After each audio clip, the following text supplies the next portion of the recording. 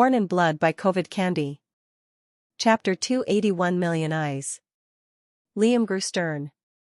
Chaos aside, how are you going to hide the fact that I'm a darkness cultivator? It's just you and me on this continent with that element. Ikoria is still salty about what I did to them. Ucladd didn't turn around, his gaze forward. A few seconds of silence passed, with only the sounds of wind whistling past them. You're right. I probably can't hide that fact. Liam grimaced. He'd have to fight in the tournament nevertheless, but he had to hold BA. But I don't really have to. I've already made the necessary allegiances with the right people. No one, not even the Moyang family, could afford to attack you without becoming enemies. Still, I'll try to remove you from the public eye. Liam almost heaved a sigh of relief. Thanks. Ucladd chuckled. You're going to ask me for a rank 4 cultivation technique now, aren't you? There was silence. Ucladd scoffed lightly, but he wasn't angered. Focus on the tournament first. You can't afford to have your attention on so many things at once. Liam grumbled a bit but didn't disagree. He didn't really trust himself not to cultivate either. Eventually, the monolith lion entered the mainland's boundary. So many faces. There were at least 1 million or so people spread across the region. The cheers, roars, and intelligible words combined into a confusing mixture. All the domains were filled, except the light-made palace. Even the mountain chains that stretched over the distance were filled with people, peering at them through special lenses and other artifacts. Even though Liam's appearance was drastically changed, he couldn't help but feel uncomfortable. Just a general dislike for being seen. In the very center of the 7 domains was an empty patch of ground made from a glossy marble. And it was huge, spanning across 2,500 kilometers. At first glance, it was empty, but Liam could see inky writings beneath the surface of that massive field. With so much space available, all the participants could fight to their heart's content. No one would be held back by their environment. All around the mainlands were different clans, separated by their colors, intent on participating in the tournament. Most knew they wouldn't win, but they joined anyway. Even winning once against another powerful clan could raise their sector's status. Upon Unforgiven Shadow's arrival, the cheers took a strange turn. Some cheered even louder, while others went quiet. Ucladd paid them no heed and flew above his lion, while 7 other figures left their individual domains. They directly hovered over the center, giving one another neutral looks. No one could afford to offend another. After all, depending on the outcome of the tournament, one of them was set to become the next rank 6 powerhouse of the world. I take it everyone has thought of a rule, Myriad Brush said. Only the 7 could hear him. All of them nodded. Myriad took out an oversized bowl from his ring and held it forward. No words needed to be exchanged.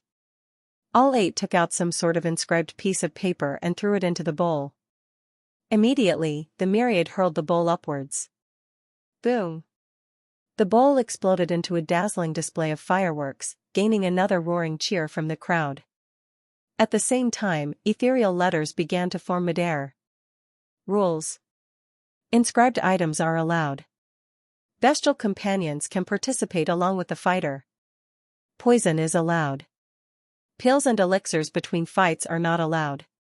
Fatal injuries are allowed. Specialized clan arts are allowed. What followed was a series of dictations made by the 8.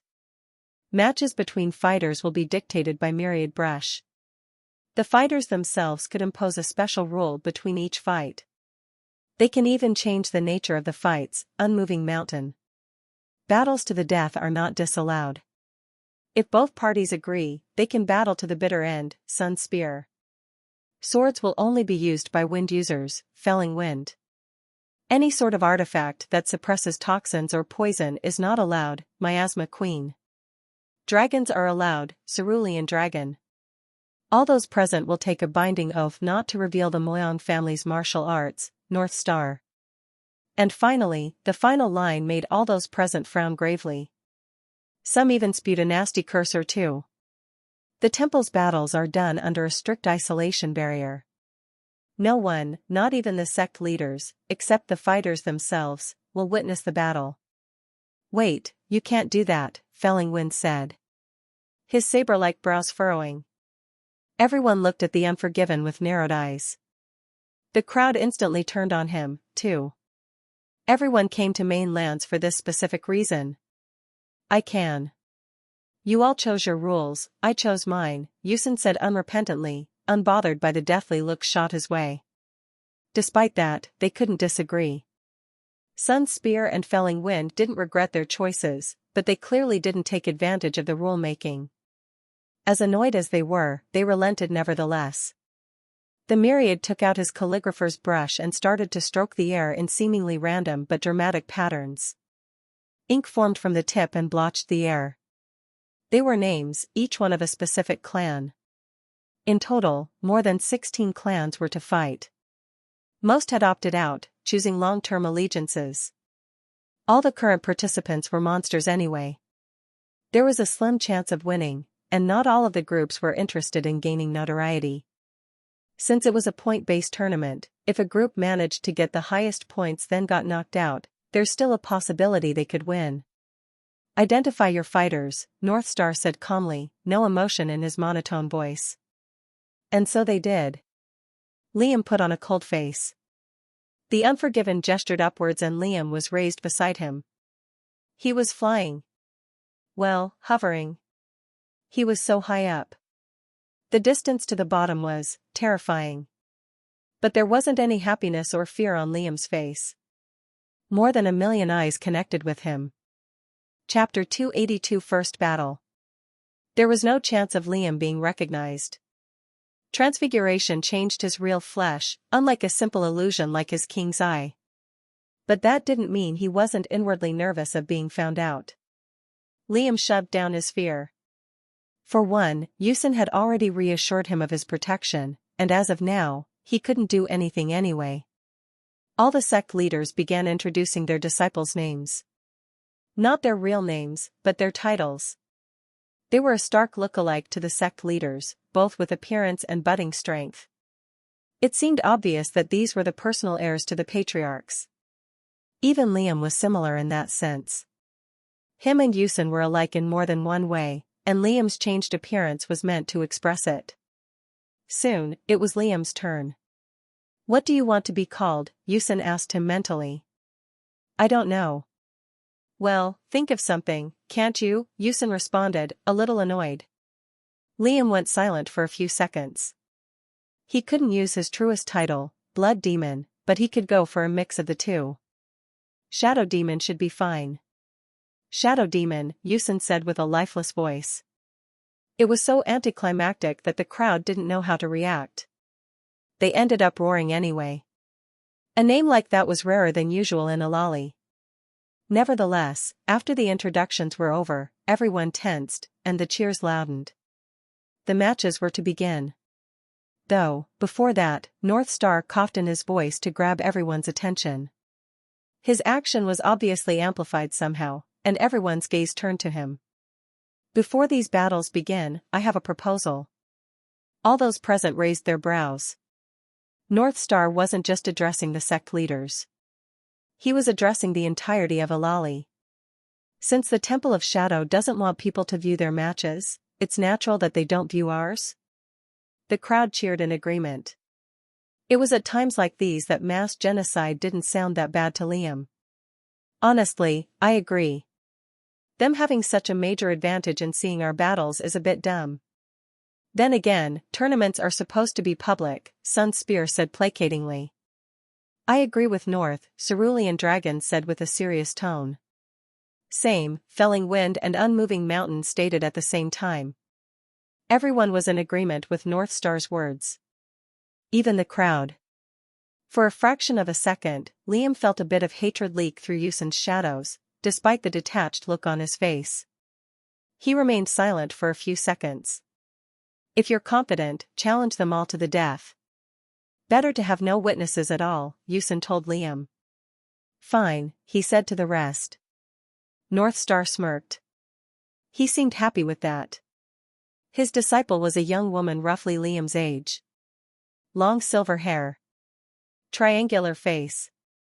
Hooded gold eyes. Long platinum robe. And her centers of power were amazing for her age. A little too amazing. She was a rank 3 magus, had a rank 3 core in the liquid stage, and presumably a rank 4 body. That was even better than Liam's, but Liam himself wasn't too worried. Battle prowess wasn't something that came with a cultivation base. You had to get your hands dirty for that. Finally, Myriad Brush caught everyone's attention. He stroked the air with his giant brush a few more times, which turned into brackets displaying who would fight who. First would be a secondary battle, then a main. Unforgiven Shadows and Shadow Demons battles were at the very end. Ucladd was about to erect an isolation barrier around himself, but he was stopped by the Myriad. No, you let me do it. You can easily make it a one-way barrier. Ucladd grumbled but complied anyway. Stroking his brush across the air, letters formed that spread and grew around the two, encasing them in an opaque barrier that rippled gently. All sound instantly cut off, and even smells were discontinued. They're afraid, Ucladd said, forming a platform out of shadows for Liam and him to sit upon. Liam sat down with a pensive look on his face. It was pretty awkward with just the two of them. Neither of them could make use of the time inside the isolation barrier, and who knew how long those battles would take. How far will you go for power? Ucladd said abruptly, his eyes detached. There was silence. Liam was a bit taken aback by the question. He lowered his head in thought for merely a moment before raising it. That's not the right question to ask, he responded. Ucladd glanced at him with a raised brow. It's, how far could you go for power? There was silence. Ucladd abruptly chuckled at Liam's response. I guess so, he said. Ucladd spent a few hours explaining to Liam the best way to fight against each clan's martial arts. Making the ravenous leash arts wasn't the only thing Liam did. He also trained immensely for the event.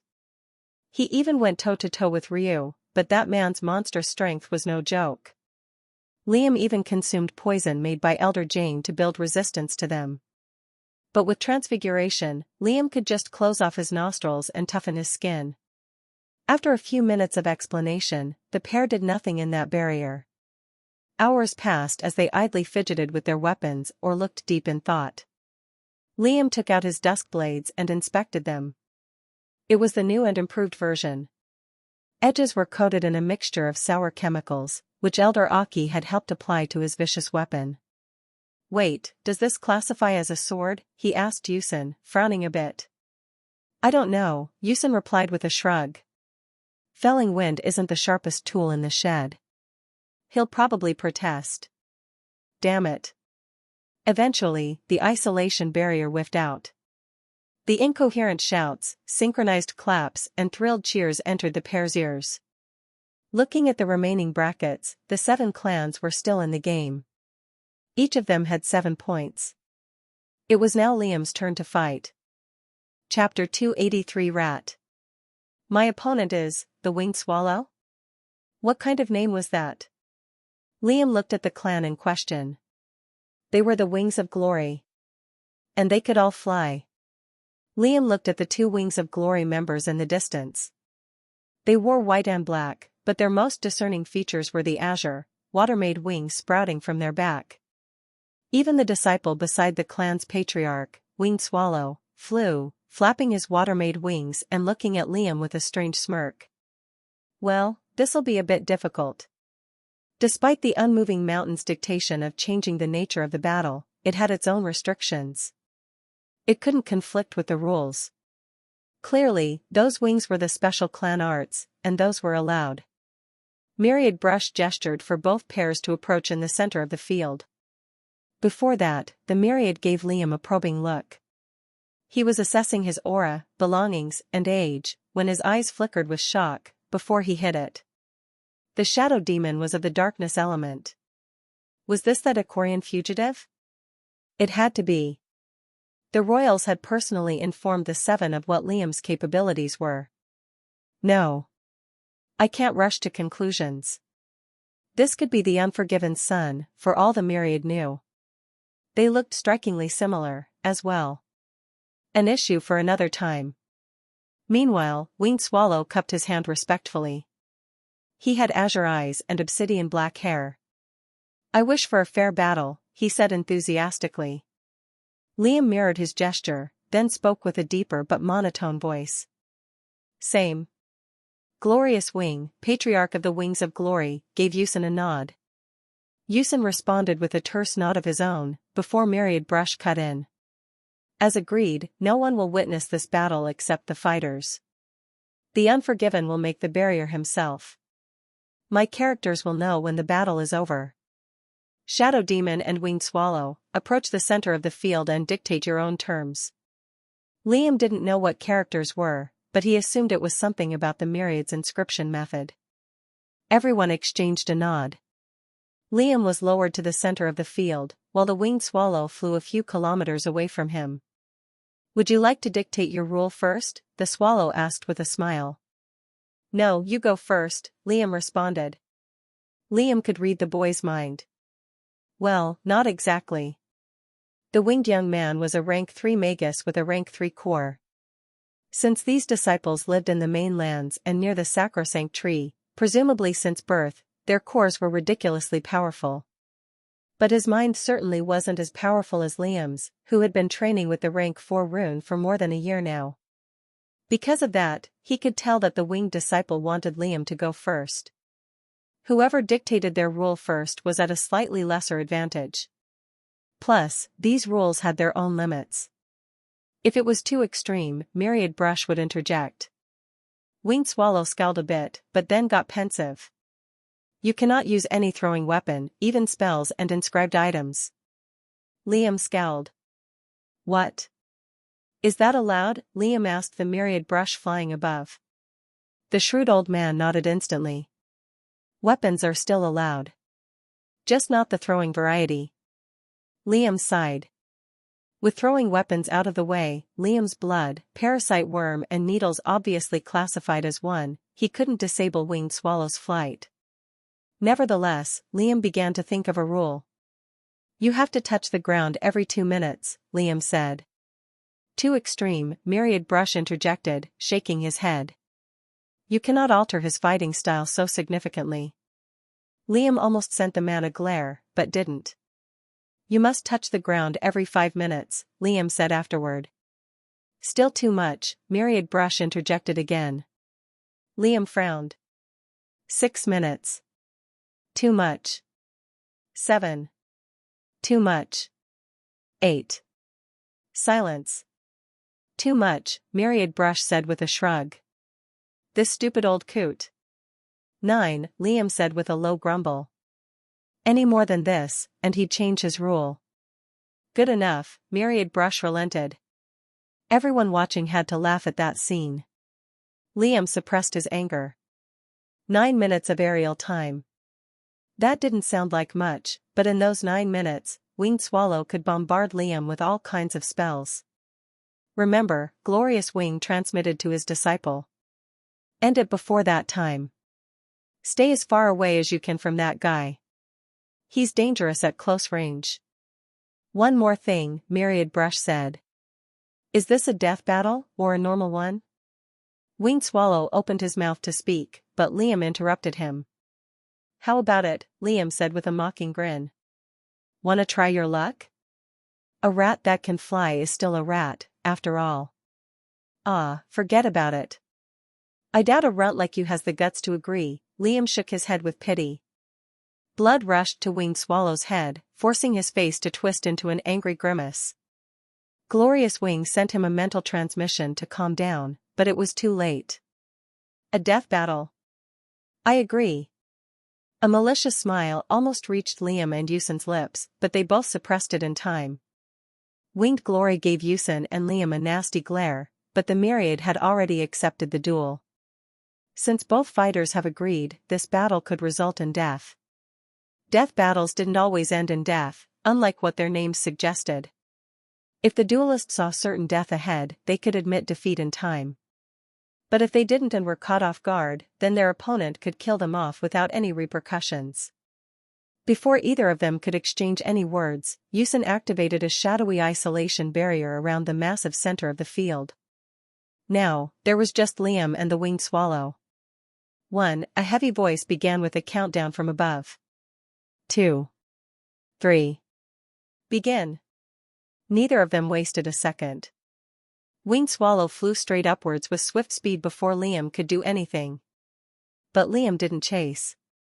Instead, he crouched, used transfiguration to quadruple the strength of his legs and knees, combined it with vanishing steps and a semi-transformation, then launched towards the disciple. Winged swallow was still flying upwards when a palm suddenly seized his face, then exploded with vicious flames of corrosive darkness. Chapter 284 Brutal. It was ridiculous, quite frankly. No one should have access to that much strength in their body, but transfiguration denied common sense. When Liam launched upwards, a massive crater lay in his wake, alongside cracked stone. Before Liam's hand seized winged swallow's face, he had activated the surging burst spell. A condensed ball of darkness formed in his palm, which he crushed between his opponent's face. What followed after was disturbing, to say the least. Ever since Liam had become a rank 3 cultivator, his spells naturally benefited from that advancement. They had gotten deadlier, more lethal, and destructive. The surging burst spell was no exception, booming with power as it exploded on the disciple's face. Even after Liam's rank 4 spell managed to rip away winged swallow's flesh and cause his cheekbones to jot through his face, the disciple wasn't dead. That wasn't ideal. Winged swallow opened his mouth to utter the words defeat as he swung his wing across Liam's form. Even saying the first letter of the word defeat would ensure the characters would stop Liam in his tracks. But Liam stopped him by shoving his bone-hardened, shadow-coated, and physically enhanced hand straight into the man's mouth. Teeth and bits of ripped-off flesh flew everywhere from the point of impact. Some of it flew on Liam's pale face. Winged swallow's face was a mixture of horror, desperation, and shock. His wing moved in to swipe across Liam's body. The skin on Liam's hands were rapidly being shredded off as he grabbed the swallow's wing. Of course, the wings weren't just capable of flight. They were also devastating when used for attacks and powerful swings. They were like razor-sharp blades that rapidly swirled around itself like a chainsaw, except stronger. Liam didn't let go. Instead, he doubled down and put more force into his grip, before ripping away the wing entirely. A streak of blood left the disciple's back as his water-made wing was ripped off. It seemed as though the wings weren't actually spells, but actual bodily enhancements. Winged swallow's expression turned to dread as Liam flipped him around midair and did the same to his remaining wing. The disciple tried to counter with a mental spell, but it backfired. His mental waves felt like they were doused with corrosive acid, and right after, it felt like a nail was being drilled into his head. By now, both of Liam's hands were a fleshy mess. Using transfiguration alone wasn't an absolute guarantee of Liam's pristine bodily condition, evident by the cracked bones visible through his shredded skin. Nevertheless, the second wing followed, ripped off in the same manner as the first. Only winged swallow's screams could be heard as Liam kicked the disciple's back with both feet as they both plunged downwards, but not before swiping once across the man's neck with a single sanguine string. Liam threw away the wings like they were trash, focusing on his landing. By then, he was up 60 meters in the sky, and rapidly plunging downwards. Though, instead of actually bracing for impact, Liam just let himself brutally crash on the ground. As soon as he did, more than 8 of his bones cracked in an instant. Liam limited himself to a low groan. Liam could simply heal those with his blood. Even his disturbingly mutilated hands. But he didn't want to. If Liam won this battle so fast and without wounds, it'd raise more than a few brows, and from the look Myriad Brush gave him, he was already under scrutiny. Liam picked himself up and dusted himself off. In the distance was Winged Swallow, headless and dead. My point stands. A rat with wings is still a rat with wings. Victor. Shadow Demon. A heavy voice announced the result of the match a few seconds after, and the shadow-made isolation barrier dissipated.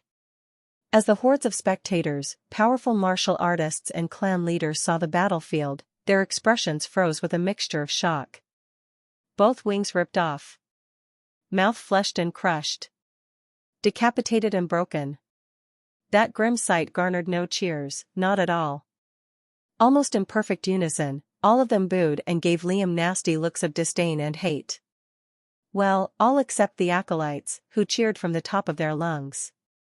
Ugliest of all, Glorious Wing looked at him like he killed his son. Which in all likelihood, he probably did. Disciples loved their masters more than their own fathers, and the same went for their masters. Liam avoided the dagger-like gazes that intersect on his face. He put on a cold, emotionless look which reflected how he felt on the inside. Absolutely uncaring. The seven were also disturbed by the victory.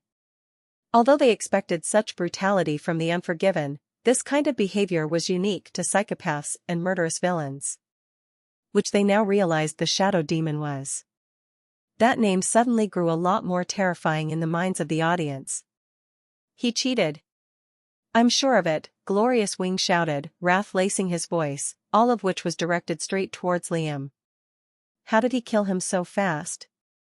Lower your voice, Ucladd threatened the man with a sharp glare, before looking towards the myriad.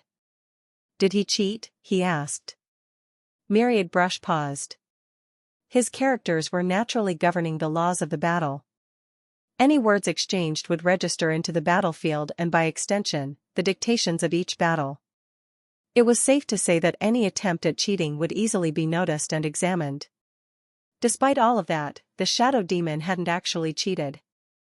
No, he didn't cheat, Myriad Brush said neutrally, but there was a tinge of uncertainty in his voice. A death battle was a death battle. Essentially, Liam hadn't done anything wrong. He had fought his opponent, received some wounds, gave some back and became the victor. 3 points to the temple, Myriad Brush announced to the region. Usually, a cheer would follow this exclamation, but now, there was only bitter quietness. Ucladd pulled Liam to his side. Why do I feel like that fight was personal to you? He asked Liam. As the owner of the barrier, naturally, he could see through it. Liam shook his head. Only the strong deserve to fly. Chapter 285 Shameless. Despite the announcement of victory, bitterness spread amongst the crowd of common folk and martial artists alike. In hindsight, death battles weren't ideal as a whole. Although this competition was important, there was no need to throw away their lives. All the martial art leaders took a note and sternly warned their disciples not to fall for any provocation or insults. Only Sun Spear, who initiated the rule in the first place, didn't say a thing. A stubborn smile was on his face, along with a bit of disdain to the weaklings who panicked. And now, it was Ucladd's turn to fight. Of course, his opponent was obvious. The one person that looked incredibly eager to rip into his flesh and drink his blood. Glorious Wing. Seething with rage and bloodthirst. Both his wings were much more majestic compared to winged swallows. They spread across 9 meters each, and looked incredibly dense, releasing a shrill churning noise that probably represented the man's rage. That shredding capability Liam went through was obviously stronger with this pair of wings. Not even a rank 5 could touch them without suffering some gnarly wounds. Good luck, Liam told the Unforgiven, hiding a small laugh. Break a leg or something.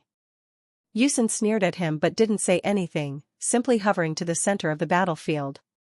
Myriad Brush was on a slighter elevation to the two, seeing as he was the judge. Death battle? Yes, Glorious Wing answered instantly, praying in his heart that Ucladd answered the same way. That hope was crushed. No, Ucladd replied. That garnered another round of boos from the crowd. Reap what you sow, coward. But the Unforgiven was shameless. Perhaps even more so than Liam himself. A lack of parental figures did that to certain people. Nevertheless, Glorious Wing wasn't entirely disappointed. If nothing, he'd do his best to severely cripple the man. Choose a rule, Myriad Brush said neutrally to both parties. Touch the ground every 10 seconds, Ucladd said. Liam expected the Myriad Brush to instantly interject, but he didn't. Battles between rank 5s were largely different to the norm. Their fighting styles weren't limited to just their clan arts. That said, Liam couldn't help but feel a little bitter. "You can't fly," Glorious Wing sternly denied. Myriad Brush didn't have a problem with that either. Like always, an isolation barrier was erected around the massive field. This wasn't actually Yusin's, but Myriad Brush's. As talented and powerful as Yusin was, maintaining a barrier as he fought wasn't ideal. Liam wasn't included in there. He'd just be an annoyance, and Yusin couldn't be bothered. Instead, he was ushered onto the monolith lion's head, his gruesome wounds tended to by the elders. ///. Yusin's gaze connected with Glorious Wing's. The contrast between their emotions was almost funny. Yusin seemed to be thoroughly enjoying the latter's pain, if the smirk on his face was any indication. Glorious Wing suppressed the anger boiling in him. Wrath made one predictable and hasty, and neither were useful for battle. 1. Yusin put on his shadow mask. 2. Glorious Wing spread his wings and heaved a long sigh. 3. The atmosphere turned heavy. Begin. Both sides shot towards each other with incredible speed, clashing straight away. A shockwave spread from the point of impact, and the barrier rippled hectically. It was chaos at that point. Both blurred at incredible speeds, blurring as they struck and defended each other's attacks. The Glorious chose that moment to create space, swinging his massive wing forward and unleashing a barrage of water-made feathers. Yusin merged with the shadows and entered the sea of darkness, but a second later, the feathers exploded with massive currents of water. Before long, the battlefield was doused in tides of surging water. Obviously, this hindered Yusin's abilities to swim through the sea of darkness. Although shadows weren't hindered with water, the same couldn't be said with violent waves that affected the shadows. Those raging currents spread from one side to another, forcing Yusin to emerge from the comfort of his shadows and evade another series of explosive feathers. But 10 seconds had passed. Glorious Wing touched the ground for a fraction of a second, his body covered in a defensive membrane of water, before fluttering his wings and flying away again. That was enough for the Unforgiven. Tendrils of darkness and shadow emerged from where the winged cultivator briefly touched. The shadows ignored that defensive membrane and found their way into the man's flesh, clipping bits of it off. Glorious Wing grimaced slightly, but that didn't stop his flight. His eyes widened when he realized something formless was digging further into his nerves. With a heavy heart, Glorious Wing ruthlessly severed off his own foot with a swipe of his wing. Yusin saw that action and couldn't help but smile. The toxic shadow spell wasn't usually noticed, but the Glorious had keen senses. If it wasn't taken care of in time, the toxins would spread and corrupt the entire nervous system, sort of what happened with Wild Fong. But now the Glorious lacked a foot, sliced clean off and spurting intermittently with blood. When flying, that didn't matter at all, but even rank 5 bodies couldn't regenerate entire limbs in an instant. It took time, and the winged cultivator didn't have any. He flew back upwards and relentlessly showered Yusin with explosive feathers, severing arcs of condensed mist and dominating tides of water. The field was now a raging ocean, sweeping Yusin left and right like a ragdoll. He could barely steady himself as he dodged attacks. Not being able to fly put him at a great advantage, and several of his bones were cracked and shattered. 10 seconds passed. Glorious Wing flew to the edge of the oceanic battlefield and cleared out a section of the tides to safely touch the ground, when a hand pierced through his stomach and came out the other side. The winged cultivator glanced once behind himself, just to see the Unforgiven. Unharmed. Unmasked. Grinning wickedly. Chapter 286 Matchmaker. Winged Glory had no clue what just occurred. Who, or what, was he fighting this entire time, then? Then he realized it. The Unforgiven he was fighting this entire time had melted into the raging sea, murking the waters black. Curse you. Already am, Yusin responded tersely. The Glorious pulled back, swung his wings and attempted to dislodge himself from the Unforgiven's hand, but couldn't move a muscle. Yusin smiled and cocked back another hand, intent on tearing through the winged cultivator's chest once again. The characters chose that moment to interrupt the battle.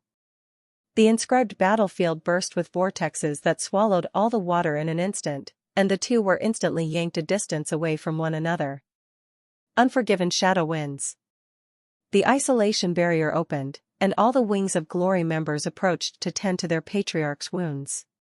When they saw the Unforgiven lacking any visible wounds, they all looked at him with narrowed eyes and suspicious gazes. Depending on their level of strength, a rank 5 cultivator would be devastating to another.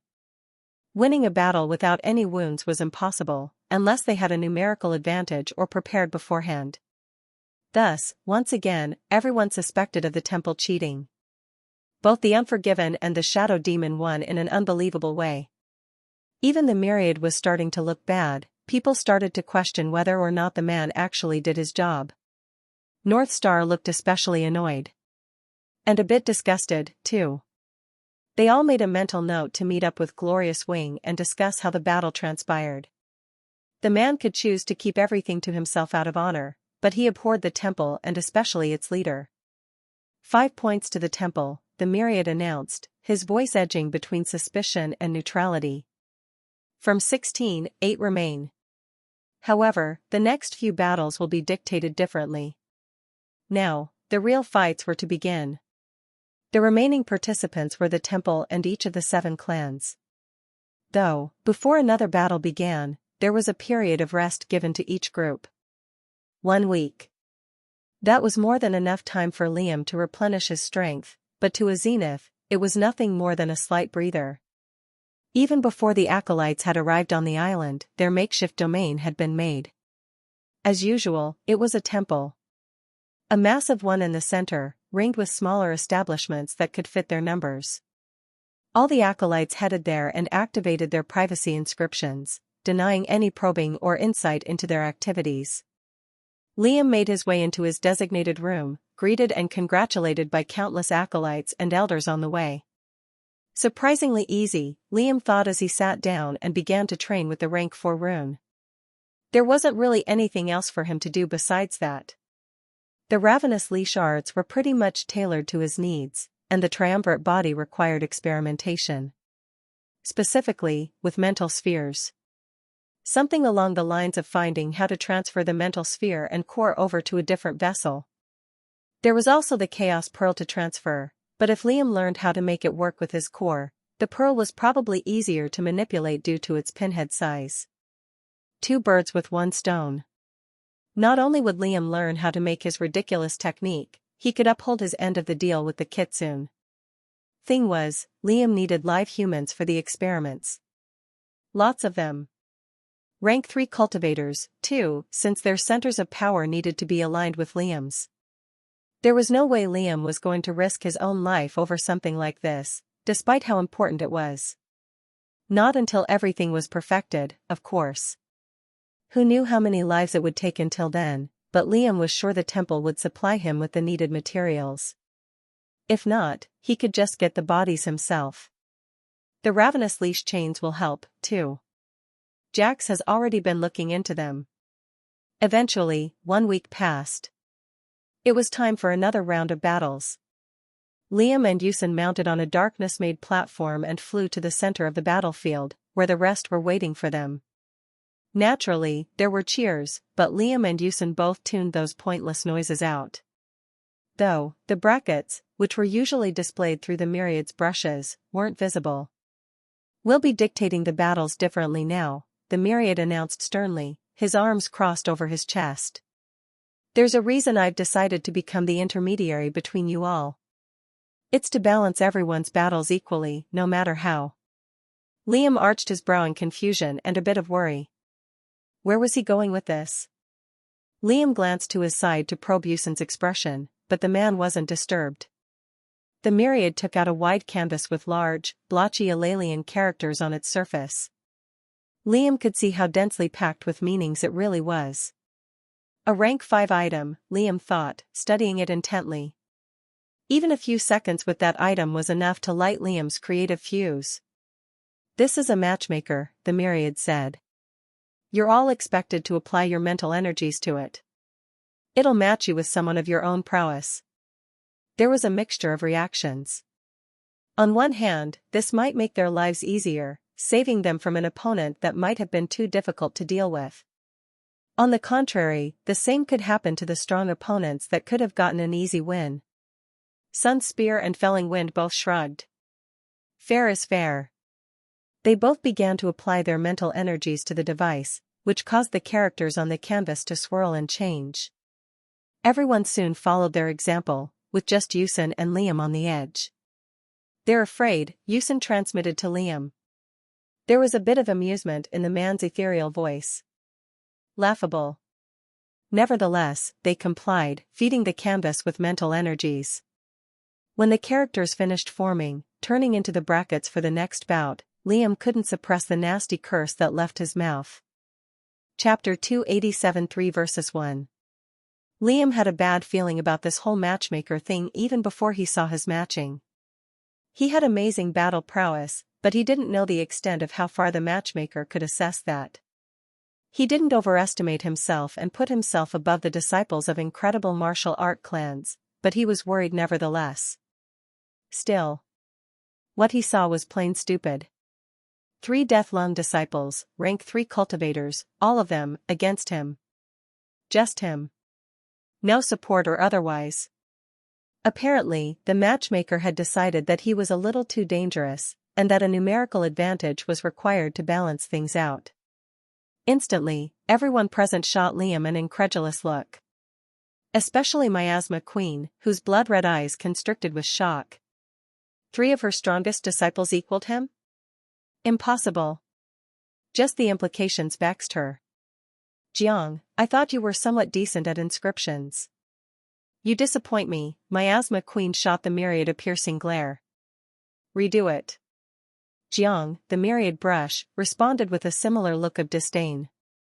It's not my device that's faulty. It's your entire clan. Imagine using something as mundane as poison to fight. Miasma Queen cackled. Yeah? Don't you use a damn paintbrush as a weapon? Both parties looked like they were ready to attack one another just then, but remembered they were in front of an audience. Ucladd seemed to be thoroughly amused by the event, even allowing a subtle smirk to appear on his face. If I have cursed by all powers, I wish death upon you all, Liam thought, seething inside. Any efforts he had at keeping a low profile were pretty much shattered like glass. Ilalians were already recording the historical tournament in writing form, intending to pass it over to their grandchildren, and this would no doubt be included. Don't look so grim. Just make yourself as wounded as possible by the end of the fight so they think you're at your limit, Ucladd told Liam. Do you honestly think fighting 3 of them at the same time is easy? Liam transmitted back, slightly annoyed. You've done better. Stop whining, Ucladd replied. They look like the type to get offended fast. Just rile them up before the fight, can't you? Liam shook his head and sighed tiredly. Let's get this over with, Ucladd said to the rest. My disciple has no issue with the current arrangements. Liam did. Very much so. But he couldn't complain. Miasma Queen stopped bickering with the myriad by then, inhaling dense fumes of poisonous smoke to calm her nerves down. In a way, this was also okay to her. Getting rid of that pesky temple disciple would be doing the country a favor, and she'd thoroughly rub it in their faces in the coming centuries. Fine, she mumbled. A moment later, she gestured for 2 more disciples to appear beside her, a total of 3. Each one of them were young and had beautiful but dangerous appearances, glamorous long green hair, hooded, blood-red eyes with a vertical pupil, and paper-thin lips like that of a snake. All 3 of them radiated a lethal aura, which probably had something to do with the poison mist they naturally oozed. Cobra, Viper, Python, Miasma Queen introduced the 3, who cupped their hands to Liam in respect for the duel. Liam responded in like fashion. Neither of the parties meant it. Cobra was the strongest, judging by the density of her green and purple poison and cultivation, and Python was the weakest. To the center of the battlefield, Jiang said, as the remaining 7 started to spread apart and create space. Liam and the other 3 headed towards the center and stood 200 steps away from each other. We wish for a fair duel, Cobra said with a dangerous smile. Her fellow serpentine disciples imitated her look. I'm sure you do, Liam responded emotionlessly. Just so you know, I've eaten snakes alive with their poison glands intact. If you get too close, I might lunge at your jugular. Not the first time either, now that I think about it. There was that one girl. Liam's voice trailed off to a low murmur by the end of his words, as though he was speaking to himself. The three felt a bit of fear rise in their chests. Liam saw it tainting their mental waves. Fear was a tool. A damn good one, too. We'll see, said Viper eventually. Dictate your rules, the myriad said from above. You cannot hold your breath for more than 1 minute, Cobra said. Too much, the myriad denied. Cobra's eye twitched with annoyance, but she fixed her dictation and repeated herself. 2 minutes. Too much, the myriad repeated. Cobra scowled, but recomposed herself. 5. Too much. Liam almost smiled at her misfortune. At this point, he was sure the myriad just enjoyed seeing people suffer. But there was a logical explanation to that. Liam could use a far harsher rule compared to the other three, and they couldn't restrict him as much because of the numerical advantage they had. After 3 more denials, Cobra grimaced with blushed cheeks and changed her rule altogether. Fine, fine. You cannot breathe in after you hold your breath. If you do, you lose. The myriad didn't reject it. In reality, it was actually a very easy task. Rank 4 bodies could hold their breath for entire days if they wanted to. However, getting attacked and being forced to breathe was a different story. It was Liam's turn to think of a rule. One of you has to fight physically. The rest have to fight from a distance. Cobra had a smug look on her face, as though expecting the myriad to firmly reject. But he didn't, and their faces fell. This essentially made whoever fought up close at a severe disadvantage. Nevertheless, it was 3 versus 1. I know I'm late to this, but want to fight to the death, Liam casually asked the 3. No, all 3 responded in unison. Oh well. Life-threatening injuries would have to do for now. Liam heaved a long breath and cracked his knuckles. An isolation barrier was erected. 3. Liam heaved another breath and fixed his gaze with each of the 3. 2. The 3 snakes readied themselves. 1. Liam inhaled as much air as he could before shutting his mouth, circulating his lungs with aura. Begin. Chapter 288 Dread. The battle began. But Liam didn't make the first move and held back to see which of the snakes went physical. It was Viper. Not the weakest, not the strongest. Cobra and Python began to emit dense fumes of toxic miasma from their bodies. It spread rapidly in all directions, and not even mental energy could go through them. Viper didn't approach him, her hands turning into sharp, fang-like claws dripping with thick green poison. She smiled and waited for Liam to make his move. Liam knew what she was doing, waiting for the clouds of miasma to overtake the entire battlefield before engaging him in battle. Unfortunately for them, Liam had a few tricks of his own. 6 different shadow bombs formed in his hands, which he threw a short distance away from the trio. They exploded into dark flames and met the spread of miasma, but instead of overwhelmingly pushing it back, it simply delayed its advance. Liam expected that. His simple darkness spell wouldn't be enough to overpower a powerful martial art, but that was fine by him. Viper still didn't engage. The miasma had already shrouded her form, but it didn't seem like she was in pain. Like so, all 3 of them disappeared from his senses, clouded by the poison gas. But Liam knew where they were anyway. Unlike with liquid, shadow sense wasn't hindered with just gas. Liam wasn't barred from diving into the sea of darkness either, but his presence wouldn't go by unnoticed. 3 different ripples from the sea of darkness spread from around him, rapidly growing closer.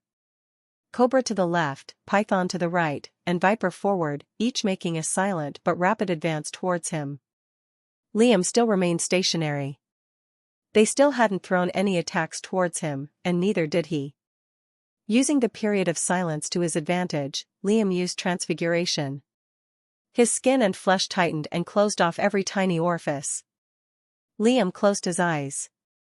Slowly, his eyelids thinned enough for his vision to see through them, even with his eyes closed, similar to a third eyelid/nictitating membrane that some animals had. Once the three parties were close enough, Liam hurled 16 different umbral needles towards each of their locations. At the same time, he kicked the ground below him and made a swift beeline towards the viper in front. The snake hadn't expected that, but she was ready for him. Her fawn-like claws tensed and grew even more vicious, meeting his charge with 8 virulent arcs of poisonous mist. Liam instantly felt the effects of poison on his body. It stung every part of him like arsenic needles loaded with cyanide. He ignored it all the same. The arcs of poison dug into his body and seeped into his muscles, making it spasm and jolt erratically. Without transfiguration, Liam would definitely lose the battle. Using that ability, he managed to counter the toxins attacking his body, simply by gathering it all in a mass and then physically dispelling it. The outer layer of his flesh was also dense-kned, and further strengthened with a layer of muscle beneath. It helped dim the pain and honed his focus simultaneously. By then, Cobra and Python began to unleash their strongest attacks. Wads of green ooze and bubbling purple liquid started to shoot at him from the mist. But Liam had already met his target. Viper tried to dodge, but wasn't fast enough. Red lines formed all over her body and sprayed with blood, but they didn't dig deep enough. That wasn't Liam's intention, anyway. Hidden between the strings was a tiny little worm, no longer than a pinky. Viper twisted around and tried to dodge the foreign item, but a kick landed square across her back. Before he could inflict more damage, Liam had to retreat and dodge the wads of ooze and bubbling liquid shooting for him. By then, the parasite worm dug into Viper flesh with a low hiss. She let out a shrill screech, using a swift movement spell to retreat deeper into the clouds of miasma. She'll probably be able to take it out, Liam realized, but wasn't worried. I just have to end it until then. Liam turned towards Python next. Just as his feet made contact with the ground, his trajectory made a sharp turn towards her. Liam burst forward like a loose bullet. Noxious miasma rapidly melted away the outer layers of his flesh, but his blood was being consumed to restore it. Ethereal serpentine forms started to home in on him, latching onto his skin and liquefying some of his muscles. Liam felt like dozens of spiders and snakes had sunk their fangs into every morsel of his body. Acid and toxic merging together to inflict the most pain possible upon his flesh. Was this how his darkness felt? No wonder people were afraid of him. But Liam reached Python eventually. Her cheek suddenly inflated with a croaking noise, the poisonous contents of which she spat to intercept Liam's charge. The spit enlarged, becoming the size of a large boulder. What followed was nothing short of cruel. Liam's hair, defensive wrappings, and skin just melted right off.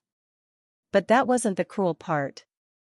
Liam had burst through the boulder of poison. Python couldn't dodge Liam's seizing grip in time, her beautiful face clenched tightly in his bony palm. With the grime and gore that doused him head to toe, Liam looked like a malicious being that came back to life and had only one goal. Revenge. Liam clenched his shadow-covered hand with Transfiguration's increase in strength, paired with a surge of dark flames. Python let out a blood-curdling scream that caused a shudder to run through Cobra and Viper's spines. Cobra rushed at him. The rule didn't actually restrict who could be physical, only that they couldn't do so at the same time. Python's ear-splitting screams were unabated. Her eyes were probably permanently damaged. Her beauty unsalvageable. Liam casually threw her body to the side and met Cobra's vicious charge. The look on her face was venomous with rage, but getting a closer look on Liam's grim appearance made her recoil in horror. Tentacle arms. Ripped and rotten flesh. Jagged smile. Broken, chipped teeth. 12 crimson eyes studded across its ghoulish, deformed, dreadful body. Only her screams were heard. Chapter 289 Fangs. As Cobra started to scream like she'd seen death in its raw form, Liam reappeared beside her and struck her throat. Her dreadful screams came to an abrupt stop, a disturbing crunch in its place.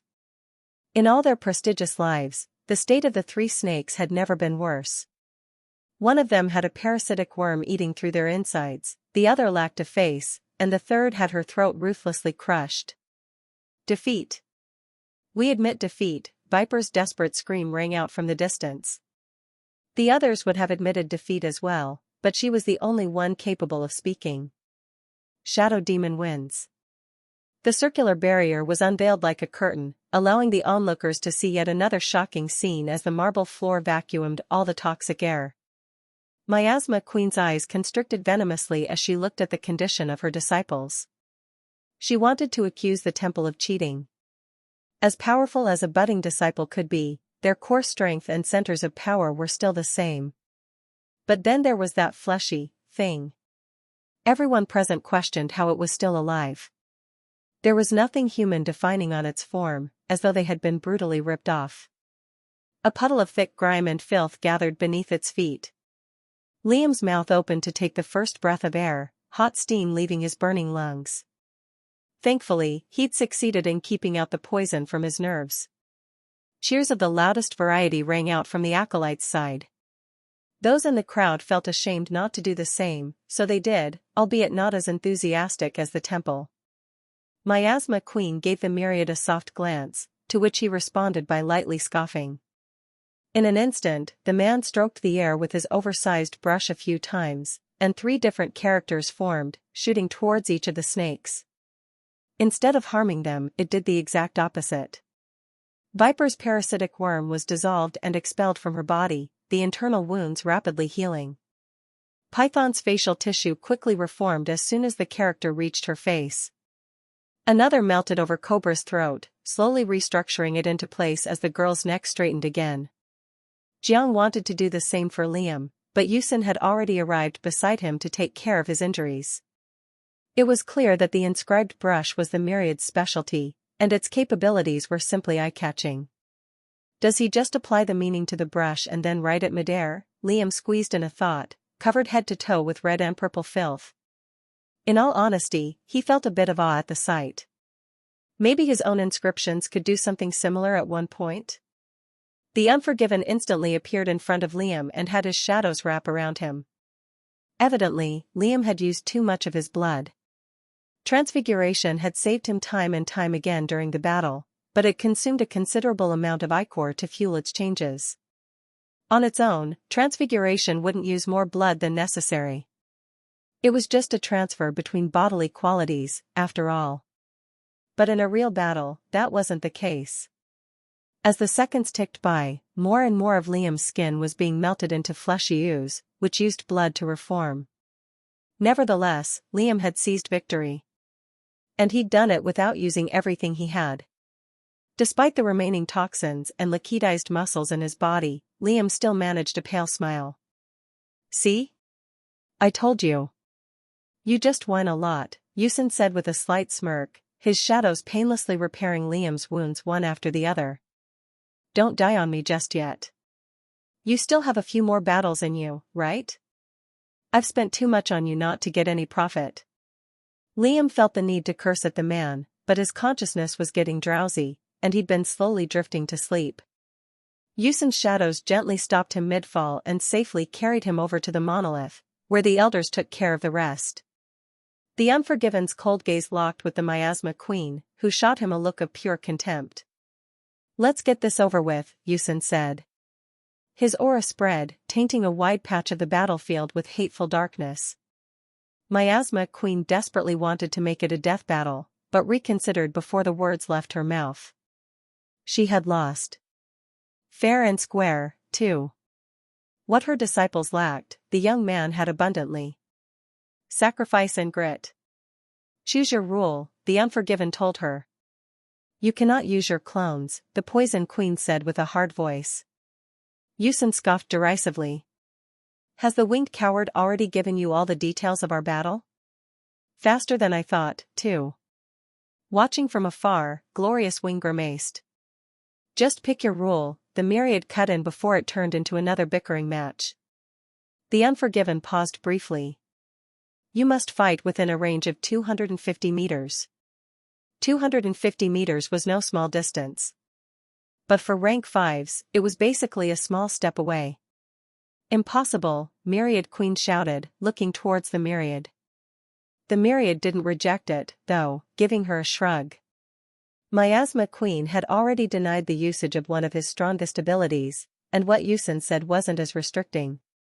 Essentially, all Yusin had to do to win was push the Queen away and run, unless she heavily focused on fighting physically. Surely he wouldn't do so, right? Before you two begin, I'll explain the rules for these newer bouts, Jiang said abruptly. Everyone gets 2 chances. Even if you are defeated, you may fight once more. If you win your second battle, you may join the brackets again.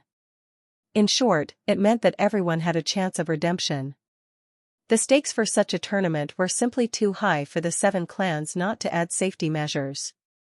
Fine, Miasma Queen hissed, inhaling another deep breath of deathly fumes to calm herself.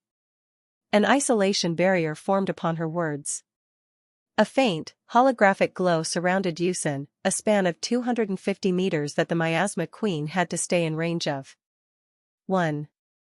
Yusin took out a shadow-made spear from his ring. Evidently, even blades allowed. 2. Miasma Queen's hands turned into bony claws. Smiling wide, 2 pearly but razor-sharp fangs protruded from her snake-like lips. 3. Both of them readied themselves. Begin. Chapter 290 Toxic. No seconds were wasted. Polluting purple and green gases spread from every orifice of Miasma Queen's body. As soon as it touched the air, it hissed ominously, permeating the atmosphere with danger. Miasma Queen knew both her goal and the Unforgiven's. With that restriction in place, all Yusin needed to do was force her out of the boundary, run away and claim victory. However, that's not what Yusin did. A cloud of darkness started to spread from his figure, shrouding him fully, before continuing to grow in size. An instant after, he hurled the spear through it with imperceivable speed, but it wasn't difficult for the Queen to swiftly dodge to the side. As soon as the spear entered her domain of deathly fumes, it rapidly started to corrode, but not before Yusin himself made it burst with a wad of scattering flames. Nothing significant happened. The explosion of darkness was drowned by the sheer density of Miasma Queen's poison, puffing out of existence. Evidently, the Unforgiven was not disheartened. A swarm of shadow-made spears formed around him and shot forward into the growing clouds of poison. There was a little more power in those spells. The explosions were not enough to overwhelm the miasma, but to linger for a split second longer. More and more spears followed, paired with severing arcs that cut through patches of the growing miasma, each of them stronger than the one before. They weren't enough. Miasma Queen had centered her entire martial arts around toxins, poison, and chemicals. Yusin's corrosive darkness was a pale imitation of that. Only then did Yusin start to fly as far away as he could, shadows strengthening his speed to an amazing degree. The cloud of darkness condensed to form two massive hands, standing as guards in case the toxic cultivator started to chase. "And you called the winged one a coward?" Seeing Yusin's retreat, Miasma Queen cackled loudly and took to the offensive. Crack. Crunch. Crush. Her entire body twisted and contorted, bones cracking into a streamline and serpentine form, skin hardening with sharp scales. Even her facial structure started to change. Her tongue split through the middle, while her cheekbones and chin sharpened. Miasma Queen no longer resembled the beautiful woman she once was, but a harrowing, wretched serpent masquerading as something human-like. She lunged through the veil of miasma with unreal speed, like a huntress seeking prey. The hands reacted by attempting to grab her midair, but they were too slow. As they tried to clasp down her like the jaws of a shark, she slipped right through their reach. Still, the cloud chased after her, becoming the third pursuer. And now, the vile snake humanoid was flying after Yusin like some sadistic murderer chasing their escaped victim. Even Yusin was briefly surprised. He increased his speed, but the woman matched it. A span of 100 meters was instantly closed between them, and the Poison Queen lurched at Yusin with the swipe of her claws. Yusin was forced to stop his flight, meeting her fast charge with a quick thrust of his spear. A real, rank 5 spear, not like the ones formed from shadow. A sharp cling sounded through the battlefield as metal met bone, spear met claw. More than a dozen blows were exchanged in the following seconds, each strike with enough power behind it to shatter a decent-sized hill. As the toxic woman entered Yusun's death cloud, her scaled skin started to corrode, but not as fast as the Unforgiven wanted. Miasma Queen was incredibly fast, but her attacks lacked the usual strength that came with someone of her power. Her serpentine transformation gave her speed, but took away her offensive power. However, her scales were incredibly rigid. Fighting physically with the Miasma Queen gave Yusun a glaring disadvantage. Her corrupting poison started to sting at his body and slowly chip away his energy. Yusun's shadows had long covered him head to toe, but the toxins slowly ate through them anyway. Not only that, but he was forced to use a spear, a weapon he didn't have as much proficiency with compared to the sword. The poisonous queen smiled as she continued her flurry of attacks, but the Unforgiven did well to deflect them. Eventually, that would change. Once Miasma Queen's poison oppressed the death cloud, which it was rapidly doing, the Unforgiven's body would eventually break down under the strain of her corruption. Mental attack spells were being exchanged one after the other. Yusun felt like his mind had been stung with arsenic, while the queen thought her brain had been pricked with thousands of jagged blades. Despite their groans and grimaces, each of them were fighting tooth and nail. The toxic cultivator incorporated chemical potions to her fighting style. Each time their flask exploded, acid and ethereal snakes would shoot in every direction. Yusun's condition was getting worse and worse. Each time the poison was close to invading his nervous system, he was forced to cut off a portion of his flesh. Despite her urge to laugh at the sight, a question soon arose in the back of Miasma Queen's mind. Why did the Unforgiven even bother with a rule that restricted her movement? Even as they fought, the thought couldn't help but gnaw at the back of her head.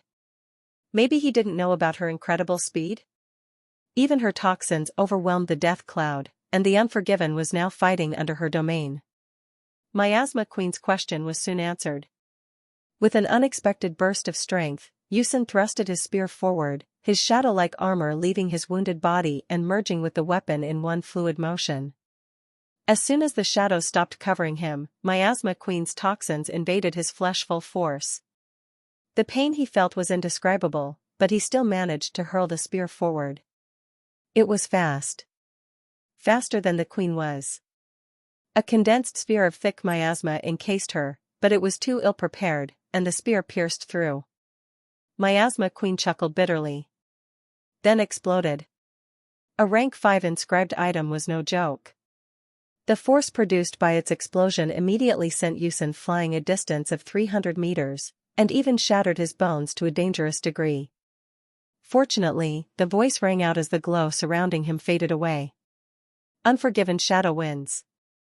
Chapter 291 Zenith. The veil dissipated, but massive plumes of dark gas threatened to escape the barrier. The myriad brush instantly got to work. As the intermediary in charge, he couldn't have the fighters dying under his watch.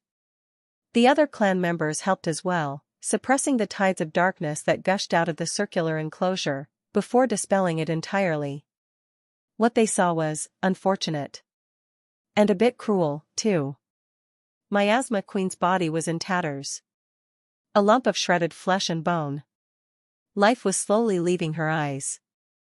Myriad Brush barely saved her in time using his inscription abilities to send character after character on her wounds. Though, it was more of a delayed death until she could figure out a cure for herself. Yusun's condition wasn't much better, but at the very least, he was able to stand on his own 2 feet. 5 points to the Temple of Shadow. 14 in total, the Myriad said with a low voice as the Unforgiven shot towards the monolith lion. 14 points. Now, the clans were treading dangerous waters. What happens if that guy wins? Unmoving Mountain asked with furrowed brows. And how powerful is this miracle fruit, anyways? Is it as good as he says? Nobody wanted the Temple of Shadow to win. They'd seen the brutality common among their people. Shadow Demon and the Unforgiven being obvious examples. War, North Star said with an aloof face, not answering the mountain's question. It's what he wants, and it's what you all gave him an opportunity to. Their expressions grew a little bitter. Some, however, were of a different thought. Maybe a war would do a lolly good. The imperialists have gone unpunished long enough, Sun Spear thought. The Moyong family is losing their tenacity, allying with the Icorians of all people. Cerulean Dragon shook his head inwardly. Nevertheless, all they could do was try their best to win. Shortly after, the remaining bouts were starting to begin, while the temple had to hide from view. //. Liam woke up with a massive headache, muscles twitching in random spots, with the stinging sensation still fresh in his mind. He was in his temple room, laying on a bed and bandaged from head to toe. Finally awake, Ryu said with a growing smile. In his hands were a pair of oversized mugs. Drink it, he said, stretching one of the mugs. Don't give me that look. It's not alcohol. It's not like you accepted the past 100 of my invites, anyway. Liam grumbled and sat up, taking the drink and gulping it down in one breath. Slowly, his energy returned to him. Bleg, nasty. How long was I asleep? Liam asked. Just 12 hours. You heal like an absolute monster, Ryu asked with a raised brow. I literally saw your muscle striations reforming around your bones. How is that even possible? Liam shrugged, got up and cracked his shoulders into place. Most of his bodily structure was in one piece now, and even a few hairs started to grow on his bald head. Did Yusin win? Liam questioned. Ryu nodded with a toothy grin. Stripped that woman of a human form, too. Who else won? Liam asked. Although the 2 chances were allowed for all the current participants, they couldn't fight the same opponent twice. Miasma Queen, for example, couldn't fight against the temple since they lost to them, but they could fight against the remaining 4 clans who advanced to the next bout. Myriad Brushes, Temple of Shadow, Luminous Light and the Solar Spears won their fights. Liam nodded to himself. Those 3 clans were indeed the strongest out of the 7, with the Luminous Light clan reigning above them. Liam raised a brow at the man. Why are you here, though? Ryu gave him an offended look. What? I can't check up on another disciple? Liam shook his head. Not unless you want to drink or prank the others. Tell me the real reason. Ryu let out a wry laugh. They've already decided the next bout. Liam's eyes widened slightly. Yeah, he said slowly. Ryu looked unsure if he wanted to continue the conversation. He looked to the side and scratched his scruffy chin. Your opponent? Yes, Liam said quickly, annoyed. He's a rank 4 cultivator. Liam's eyes widened with shock. You have to be joking. Who? What clan? And they agreed with this? A zenith fighting against a mortal cultivator was like a fully grown bear against a 9-year-old child. In the most basic terms, of course. Liam was competent in killing a rank 4 beast alone. His Ashura form gave him amazing strength, and even as a human, he had his blood and shadows to assist him. But a human zenith was different. Even the weakest of them could flick away fully rank 3 cultivators away with ease. But maybe Liam was selling himself too short here. Well, it's the Unmoving Mountain sect, and they're on the fence themselves. Apparently, if the zenith they picked loses, the sect leader has promised to cut off his own hand. They've also assured the temple that it's the weakest zenith they have. The myriad brush confirmed it. Liam heaved a long sigh. Has Yusin negotiated better points, then? These people don't even abide by their own rules. Ryu burst with sonorous laughter. Yeah, he has. You'll be receiving 5 points if you win. This isn't a small advantage, by the way. And it wasn't, Liam realized. Whatever. At the end of the day, he'd fight anyway. Will he take a binding oath? Ryu completed for him. Yeah, he did. Well, Yusin forced him, he laughed. Also, they can't dictate a rule on you, and you can. This entire thing was getting on Liam's nerves. First the 3 versus 1, and now a zenith. What was next, a sect leader? Better not jinx himself. At least I'll be able to use my Ashura form now that he has the binding oath. Liam turned stern. And while I'm at it, I might as well make it a death battle. Chapter 292 Funny. Since circumstances forced him, Liam now sparred seriously with the zeniths of the temple. Mostly, it was Ryu, since his muscular body was similar to the unmoving mountains. At that point, Liam simply stopped hiding his real prowess. He began incorporating his blood bonds and blood attacks into his fighting style. And if he said so himself, Liam was doing pretty well against the Berserker Hound. There really was no need to hide his true strength anymore. The temple elders had already figured out his corpse-devouring predicament. Elder Aki and a few others literally brought a zenith's dead body in front of his temple door and gave him a knowing wink, before making a half-hearted attempt at spying at him from a distance. Liam couldn't be annoyed and simply accepted the body, closing the door and letting their imagination fill in the blanks. Other than that, Liam was still devouring Wildfang's corpse. Now that his blood was in the third rank, it progressed at a snail's pace. If Liam had to guess, he had to devour at least 20 rank 5 bodies to reach the fourth rank. Or, its rank 4 equivalent of roughly 250 rank 4 bodies. Tough luck, really. For someone like him to get that many bodies was pretty much impossible. Rank 5s aside, no sectors had more than 250 zeniths in their ranks. The 7 clans came close, but their numbers differed. Some were strength-focused, like the Luminous Light clan, while others like the Cerulean Dragons were number-based due to their fighting style. This makes the tournament so much more important. If Yusin becomes a powerhouse, he'd easily be able to grant me a supply of rank 5 bodies. Who knew how long that would take, Liam thought.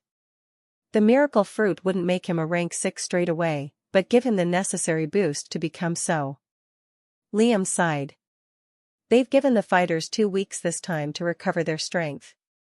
I really need to make that black hole into a real spell, too. It's too valuable just to let it gather dust, Liam thought. Liam had a bit of an egregious plan. For a while now, he'd wanted to suppress a rank 4's beast will. Circumstances didn't give him the chance, but 2 weeks were more than enough time. 2 things were needed for this process. First was increasing the size of his blood shadow. Even before he attempted to contain a rank 4 beast will, he'd have to prepare the materials. Entering his inner world, that was what Liam did for a week straight. Supplying gobs and gobs of his blood to transfuse with his blood shadows. Once it grew to a satisfying amount, Liam finally moved to the exciting part of it. The beast will itself. Having fought with the 3 snakes, Liam realized how deadly toxins could be. Darkness was pretty much the perfect element for it, too. Yusin had explained that Miasma Queen lamented over not having a darkness element. If she did, there was no doubt in his mind that she would have gotten stronger than the Luminous Light clan.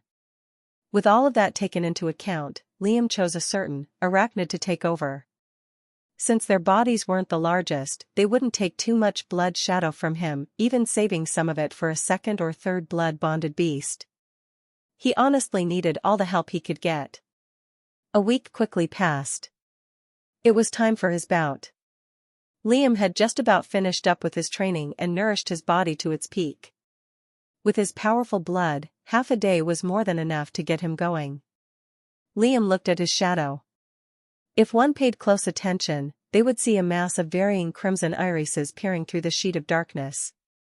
Of a wolf, a 12-eyed spider, and a hawk. Liam smiled.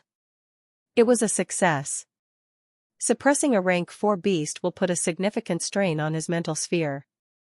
Even with his incredible recovery rate, it took him 3 days just to regain the strength to cultivate. But the result was more than satisfactory. Cheers and roars entered Liam's ears. The privacy wards for the temple had been removed. It was time to fight. Liam left the temple, spotted the monolith lion, blurred forward, leapt incredibly high, then perched atop the beast. As they arrived at the main field, Liam spotted who his opponent was. A severe, broad-shouldered, short-haired man with a sturdy build. His moniker was Shard of Earth. The man looked pissed for several reasons. Nobody wanted to look like a bully to others. At least, not in public. Having to fight a mortal ranked cultivator made him and the clan look shameless, for lack of a better word. He quickly wanted to get the battle over with and then hide from the public.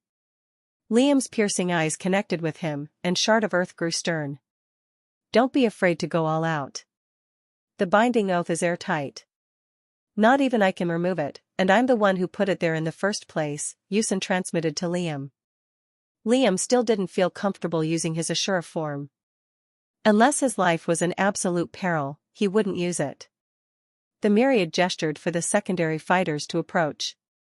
Liam and Shard of Earth came face to face. Despite his taller stature, Liam had to look upwards to meet the man's hard gaze. Surprisingly, Shard of Earth cupped his hands in respect to Liam. Zeniths didn't do that to mortal cultivators. I'm sorry about this, the man said. Almost sounded genuine, too. I honestly do not wish to fight you, but the myriad brush has put us as equals. Isn't that strange? Shard of Earth narrowed his eyes suspiciously. Indeed, Liam deadpanned. Maybe you're just weaker than everyone else? Instead of bellowing out a curse word or two, Shard of Earth simply laughed. You're funny. Choose your rule, myriad brush announced. Liam pursed his lips. Maybe that could work. Chapter 293 Wrath. Liam could go two ways about his rule. Since only he could dictate one, it could steer the entire fight towards him. First, he could center it around incapacitation. If I don't defeat you in 20 attacks, you win. This was the safer option, and the surefire way of assuring himself a win. The unmoving mountain sect had incredible defense. Ucladd had told Liam about it. Their names weren't boastful. Like mountains, they were firm to the ground and immune to knockback. But Liam wanted to make this a death battle. And when lives were put on the line, both parties would have to attack and defend. Thus, a battle of endurance, Liam said to the man. We can exchange one attack, any except mental, in turns. If you incapacitate me, you win. If I cripple you, I win. The attacks will be direct, and you cannot use external defenses to block them. Only, this is a death battle, and you cannot declare defeat until either one of us dies. A strange silence descended on the battlefield. There was always that natural cheering noise in the back, but now, there was an abrupt pause of murmurs and questioning curses. Shard of Earth blinked with shock. Of all the rules he could get, that was what he decided on? Did Shadow Demon have a death wish? No sane person would choose the same rule he did. In one way or another, limiting the attacks the Zenith could do on him was the most logical rule to apply. But the idiot didn't do that. Does your disciple have any mental illnesses like yourself? Unmoving Mountain transmitted to Ucladd. He's worse, the Unforgiven replied, noticeably exasperated. I like him, Sun Spear added to him with a sunny smile. The six of them were connected to each other's mental spheres. He has grit. No, he's a retard, Cerulean Dragon mentioned. Ucladd glared at him. Strong or not, he's letting his pride cloud his mind. Winning against a Zenith is one thing, killing a Zenith is another. North Star remained quiet, but furrowed brows creased his forehead.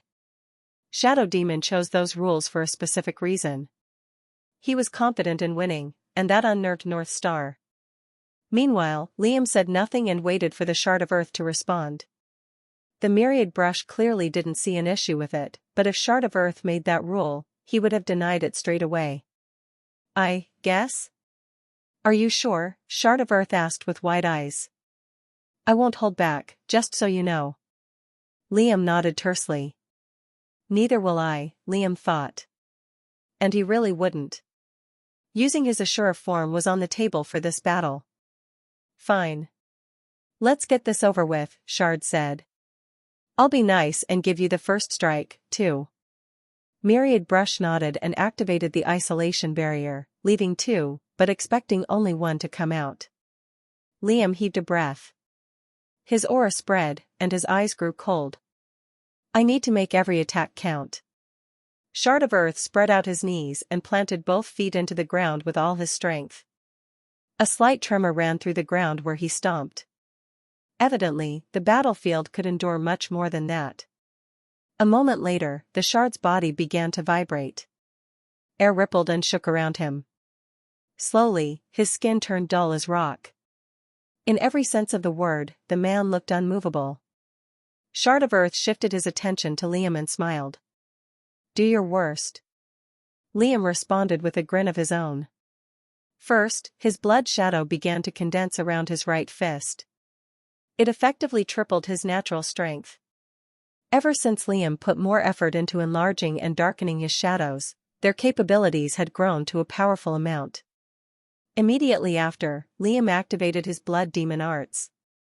Blood oozed and spread from every orifice of his body, encasing him in a wonderful set of knightly armor. Not the face, though. There was nothing wondrous about that, just dread and fear. Shard of Earth grimaced. Blood spells? There were no martial art clans that used blood to fight in Alali. There were demonic cults. But those were long extinct. Even before the temple's exile. Not to mention, their blood arts were nowhere near the level of what Shadow Demon was expressing. No wonder the temple forced the binding oath on me. Everything about this guy sounds suspicious and strange. What else is he hiding? Shard of Earth grew stern. Liam used transfiguration paired with a semi-transformation on his right arm. With his Ashura form, transfiguration worked in smaller doses. He couldn't transform his entire arm, but a fist was easily doable. Under the armor, Liam's muscles twisted and his skin grew orate, but the Shard of Earth didn't see that. Liam wouldn't spare anything for this strike. More and more power poured into Liam's fist. It felt destructively powerful. Then, Liam added his chaos. The fist burst with red energies that enveloped Liam's grim armor, causing Shard of Earth to narrow his eyes even further. That attack was extremely dangerous. What caused even more alarm was how Liam suddenly started strafing backwards to create space. More than 90 meters, to be exact. Then, Liam stopped. Right after, Liam crouched, his legs twisting as they underwent a semi-transformation. Like a predator, Liam locked in on Shard of Earth's crouched body. Then, Liam disappeared. The distance of 90 meters was closed in a fraction of a second. A deafening rumble shook the air, ground, and isolation barrier as Liam's fist connected with Shard of Earth's stony face. The defensive coating surrounding Shard of Earth's body cracked instantly, giving him the full brunt of Liam's disgustingly powerful strike. The skin on his face was the first to rip away, followed by his flesh and bone. The Shard's footing lost contact with the floor a moment after, flying more than 200 meters away before smashing into the ground and tumbling several times. Liam's wrist broke during the hit, making it limp, but he wasn't paying attention to that. Did I do it? Is he dead? Silence. Slowly, Shard of Earth began to rise from the ground. Letting out a low growl, his gaze slowly shifted towards Liam. His jaw was bent the wrong way, but even then, the wrath radiating from him was terrifying. Liam coughed awkwardly. Oops. Chapter 294 Flow. Shard of Earth looked bestial. His breathing looked unstable and steamy, exhaled through clenched teeth. His nose was cracked to the side, one of his eyes reduced to a narrow slit. As serious as the situation was, Liam hid a smile at how badly he damaged a zenith. But didn't want to piss the many any further than he did. At the same time, he felt a restriction around his abilities, while being glued to the ground. It was like his prowess had been steered entirely to a defensive mode. Liam couldn't attack with his offensive abilities, but he could use them to guard himself. And that's what Liam did. Transfiguration acted quickly. Liam's bones split off and spread to the outer layer of his skin, while his muscles squeezed in the gaps and weaved together with them. In short, he was reversing the positions of his bones and muscles. At the same time, he began a semi-transformation. With his structure changed so dramatically, he couldn't make a proper transformation, but his skin could. This combination undoubtedly allowed Liam to absorb the attack rather than bluntly suffer significant damage. Meanwhile, Shard of Earth heaved a long, steamy breath. As his anger dimmed, it was replaced by an insatiable urge to murder his opponent. Vibrating ripples bounced off of the shard. Pieces of earth circulated around his figure like a violent asteroid belt. There was no exaggeration on his size, but to Liam's eyes, the man's aura burst wildly like a surging stream. Liam was no stranger to pain. Now, it was his life he was worried about. Shard of earth prepared his attack. All the little asteroids merged and condensed together around his fist. It had turned into some funny-looking boxer's glove, but it looked unstable and volatile. "It's gonna explode on impact, isn't it?" Liam scowled deeply, but clenched his teeth and strengthened his body even further. The knightly armor still guarded his body, with the chest plate growing thicker and stronger. Shard of earth crouched slightly, his gloved hand cocked to the side. It was Comey. It struck him dead center, sending him flying. For a moment, he felt like his vision had flipped upside down, as though he'd been shoved inside a washing machine as it swirled violently. Well, that's what was happening. Liam had been blown away like a rag doll. There was a disconnect between his muscles and bones. Like they'd gone numb and pretty much died. Most of the pain stemmed from the center of his chest. The hardened, blood-made chest plate shattered like glass under the man's force, plunging deeper into his chest and breaking a few of his ribs in the process. Liam's lungs were instantly vacuumed of their air, while his heart suddenly stopped beating. Had Liam not used his transfiguration in time, it would have instantly been crushed by the sheer force alone. Eventually, he crashed onto the ground. A pang of pain shot through his nerves and made him groan in pain as he continued tumbling and rolling. Liam felt like something was horribly wrong with his body. He stumbled for a few minutes before coming to a slow stop. Liam spent 2 minutes straight steadying his consciousness and breathing. If his lights went out, he'd lose. And Liam would not have that. Coughing a mouthful of blood, Liam painfully sat up. He creaked his neck below. His stomach had a fist-sized hole in it, spurting with blood and grime. Well, that was not good. In fact, it was pretty bad. Liam coughed up another mouthful of red. His chest convulsed wildly. Anyone else would have died as soon as the punch connected. But Liam was still alive, if not swaying a little towards death. Slowly, though, the wound was healing. The hole was getting patched up with layers and layers of flesh, reforming in real time. Shard of earth watched incredulously. Not even he regenerated that fast, and he was a zenith. Starting with 1 foot, Liam stood up. Followed by the 2nd foot. Liam growled in pain, but he took it on. He accepted it with open arms. Then he fixed his gaze to the shard. As the wound healed, Liam would lose all the strength in his body. All of his blood was rapidly being siphoned to heal his wounds, after all. When that happened, he'd lose consciousness and lose. If that happened, Liam might as well kill himself. One last attack. Liam's chaos pearl surged with energy and shot through his aching muscles. Power returned to him, and the gruesome wound in his stomach stopped bleeding. Shard of earth was horrified. His eyes were as wide as they could be at Liam's sight. The 6 arms, the gauntlets, the etchings on orate skin. The pure wrath. It wasn't forced, either. As soon as Liam transformed, he wanted to rip and tear the shard apart. Both his pride and anger as an Ashura started to surge like a wildfire, and it showed on his face. Letting out a guttural growl, chaos burst on Liam's right hand. It churned loudly, screeching as it grew and grew. By now, the shard's anger melted away, replaced by panic and fear. He needed to live. He needed to tell the others the reality of what this demon was. The cursed by all. But the restrictions held him still. And he couldn't even admit defeat. He was caged inside the lion's den, and there was nobody to save his poor soul. Liam put his heart and soul into his fist. Everything. Nothing was spared. Liam stopped thinking. His primordial instincts took over him and his body acted on its own. At times, human beings enter a state of flow, where all their actions and thoughts are in harmony with one another. It rarely occurred, but when it did, one could find that their most arduous actions become mundane and easy. As of now, Liam had entered that flow.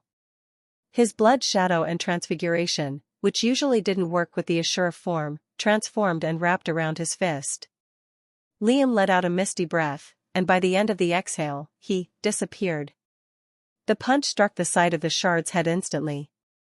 His skull caved in like a hammer to an egg. Right after, his brain was ravaged as chaos dug its way through his mind. Shard of Earth's head, well, it no longer resembled a head, but a popped flesh balloon filled with viscous liquids. Chapter 295 Curse. The shard had been cracked. As Liam's consciousness faded and his transformation reverted, the last thing he heard before the blackness were the magic words. Shadow Demon wins. In the world of cultivation, there were unspoken rules that every cultivator knew about. One of those were, zeniths were untouchable unless you were one of them. Unspoken, but set in stone and known by all. To be followed for years and years to come. And yet, Shadow Demon wins. There was not a single murmur throughout the entire mainlands. Nobody spoke, but they all had the same thoughts. How? What? How? What?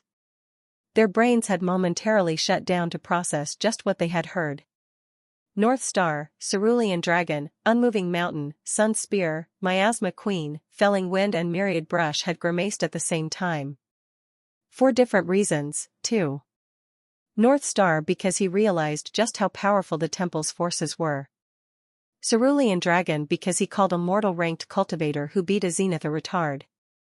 Unmoving Mountain because his zenith disciple literally died to a mortal ranked cultivator.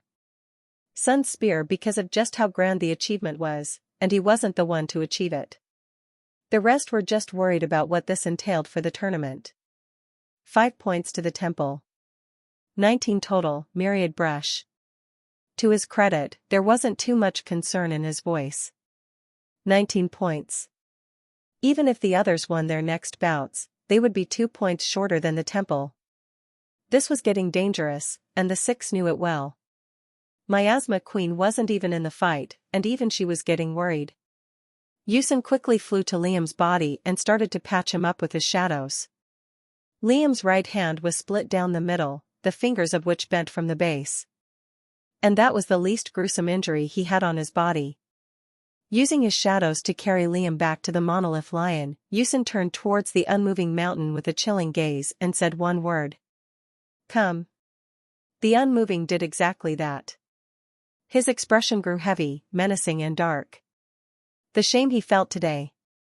He would feel it for as long as he lived. But a promise was a promise. The unmoving gripped his right wrist with his left hand, then pulled. A wave of shaky gasps followed from the audience. The unmoving's right hand ripped right off with a loud spurt. What remained was a crude-looking stump, but which rapidly healed and closed off on its own. There, the unmoving said sternly. His face was stoic and indifferent, as though he hadn't just ripped off his own hand. At least now I can fight without feeling shame. Yusin shook his head and chuckled under his breath. What kind of idiot disables himself like that before a fight? Then again, the unmoving was strong. Among the top 3 of rank 5 cultivators. Perhaps he was the hardest working cultivator, too. No one's path was as unrelenting and dominative as his. Choose your rules. The unmoving was the first to dictate. We'll do the same thing those two did. Fair? You can still choose a rule. Yusin paused. Fine, he said, then spoke his rule. Neither of us can use internal strengthening. This rule evened out both their defenses. But more so the unmoving mountains. Yusin's defenses were not the best. He was a damage, attack-based cultivator who broke through defenses, not build them. The opposite was true for the unmoving, but there were bound to be some devastating spells in his arsenal. Fine by me, the mountain said. Jiang can decide who attacks first. Myriad Brush sighed. Since the temple's secondary fighter won, the Unforgiven could attack first. The 3 nodded in agreement. Damn it. Let us see the damn fights, one audience member shouted amidst the raging noises. "You're dangling the carrot in front of our eyes." There was a roar of agreement. The isolation barrier was put up anyways. The sect leaders didn't even hear the man, or the noises around them, due to how intensely focused they were at their own tasks. Ucen and Zeth, the unmoving mountain, locked gazes. "So, are you going to tell me what that boy actually is?" Zeth asked with a dark voice. Ucen's lip curled to a smirk. "A curse that keeps on giving." Zeth snorted but said nothing further. Immediately, his body started to surge with iridescent aura currents, visible through his veins and muscles. Slowly, a pearly sheen grew around the man, making him look like a living statue. Even his eyes and hair gained a lifeless quality. Although one might think this was internal strengthening, it was not. The sheen was a coating. The insides of Zeth's body were still unprotected. "Come," Zeth mocked. Ucen scoffed derisively. Instantly, his shadows merged together midair and slowly took the shape of a crude-looking spear. It looked volatile and unstable, as though preparing to explode. 13 other spears were made through the same way, which then merged together as one solid entity. A powerful spear. An unstoppable force. A pearly statue. An immovable object. Ucen put some finishing touches on the spear to make it as deadly as possible. The tip had been thinned to a needle's length, but the base and everything below was just a conduit for energy. Ucen pulled back the spear. It was as though he was preparing a slingshot, since the spear resisted Ucen's pull. Then, Ucen let it go. As soon as Zeth's statue-like body and the spear connected, there wasn't a normal explosion. Similar to the focused havoc, all of its force condensed into a spike-shaped point. So, instead of spreading outward and surging with flames, it pierced a fist-sized, see-through hole in the center of Zeth's chest. The result was more than satisfactory, but not enough for a kill. Despite having a wound that would kill others of a lower rank, the man seemed annoyed. No traces of pain whatsoever were on his stoic face. A moment later, his stump of a hand started to sharpen. Where the hand once was, a jagged shard of pearly stone took its place. My turn. Chapter 296 Deformed. 14 attack exchanges happened between Ucen and Zeth. As of now, the two looked horrible. Ucen panted heavily with a scowl. He stood crookedly, like the bone that held him up straight was shattered. Holes riddled him from the neck down, oozing with red. His shadows weren't as dark, either. Like their reserves had been exhausted. Zeth didn't look too good either. The pearly, statue-like body was riddled with cracks and fleshy wounds. He, too, had see-through holes across his figure. For both of them, these wounds didn't heal as fast as they should have. Why? That was another one of myriad Brush's restrictions. If both the rank 5 cultivators were allowed to heal their bodies extensively, the battle would last hours. Despite that, Unmoving Mountain was doing much better than Ucen due to his amazing defenses. But right now, it was Ucen's turn to attack. "Do me a favor and drop dead after this," Ucen said through clenched teeth. Ucen used all the aura in his core and outstretched his hand. Zeth frowned. Using all the aura in one's core was dangerous. For one, it put significant strain on one's body and abdomen.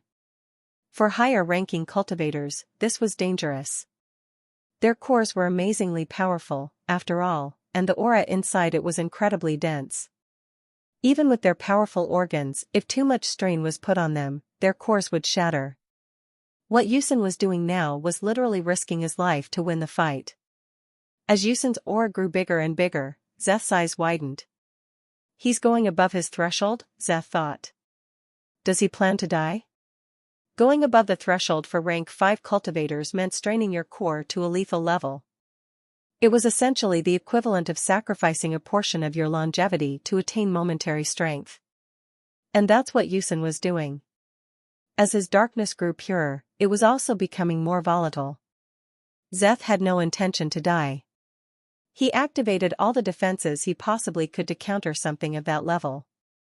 Within the isolation barrier, the atmosphere screamed as the two auras spread and occupied both halves of the battlefield. By the end of it, Yusin's hand formed into a spike. All of his shadows had merged with it, too, leaving him defenseless and bare. Yusin's gaze locked with Zeth, who had a bit of fear on his face. "I'll live," Yusin thought with a resolute look. "For now. I'll live." Yusin's hand twisted through the air and blurred. It vanished into unmoving Mountain's chest. Yusin's hand struggled. It cracked on impact. The force caused even his shoulder bones to chip and shatter. But the momentum generated from the attack was enough to poke a hole right through the unmoving solar plexus. Zeth coughed. Blood sprayed across Yusin's grim and pale face. Unforgiven shadow winds. The barrier dissipated. And that was that. Liam woke up with a raspy cough, his gaze stuck to the ceiling of his room. Pain. Pain seared through his body and burned every corner of his being. All of this agony stemmed from one part. His right hand. Liam summoned all his strength just to sit up. Thankfully, there was no one in the room to see how pathetic and weak he was. Then, Liam looked to his right hand. What he saw made his stomach sink. Deformed. That was the first word that entered Liam's mind when he saw his arm. Followed by ugly and disgusting. Tendons of muscle were sticking out of his tumor-like skin, layered with shards of black bones. Blood naturally oozed from his orifices, but healed repeatedly. It looked like each striation of his muscles were intertwined in countless unopenable knots. Liam saw bloodied bandages to his left and right, as though the person who patched him up didn't know what to do with his disgusting arm. Liam tried using transfiguration. It didn't work. It was like his arm had turned to unmendable metal. It was impossible to manipulate. Liam used transfiguration on his left arm. It worked fine. Well, that's not good. Liam thought back to the fight.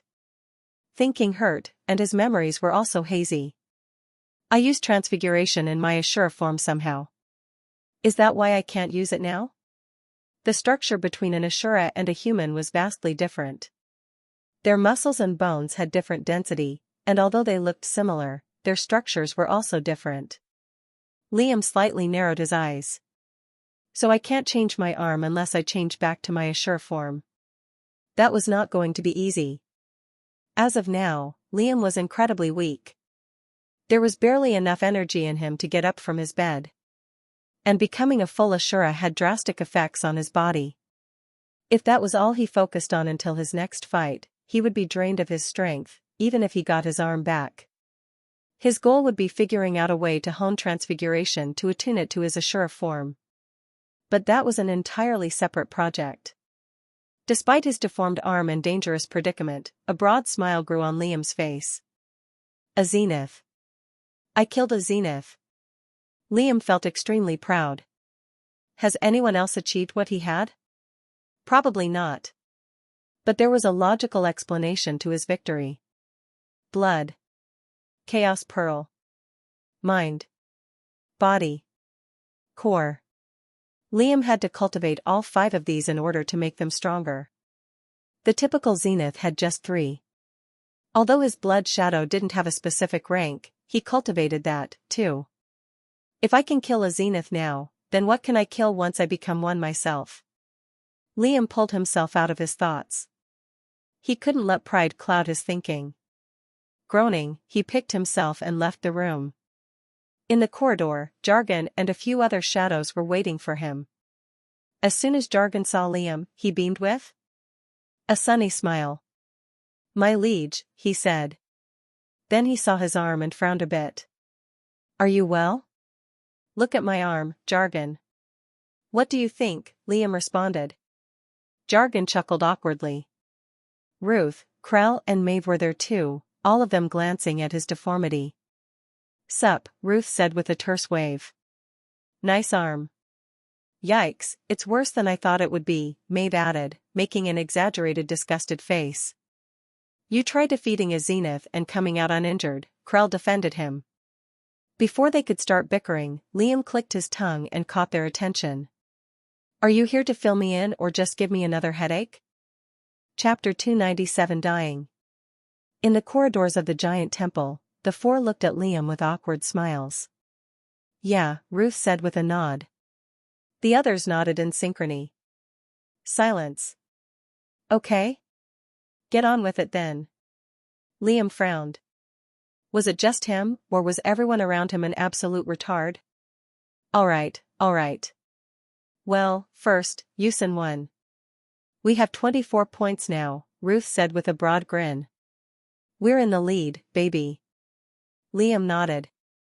The Moyong family is right behind us, Maeve said with a slight frown. They've got 21 points.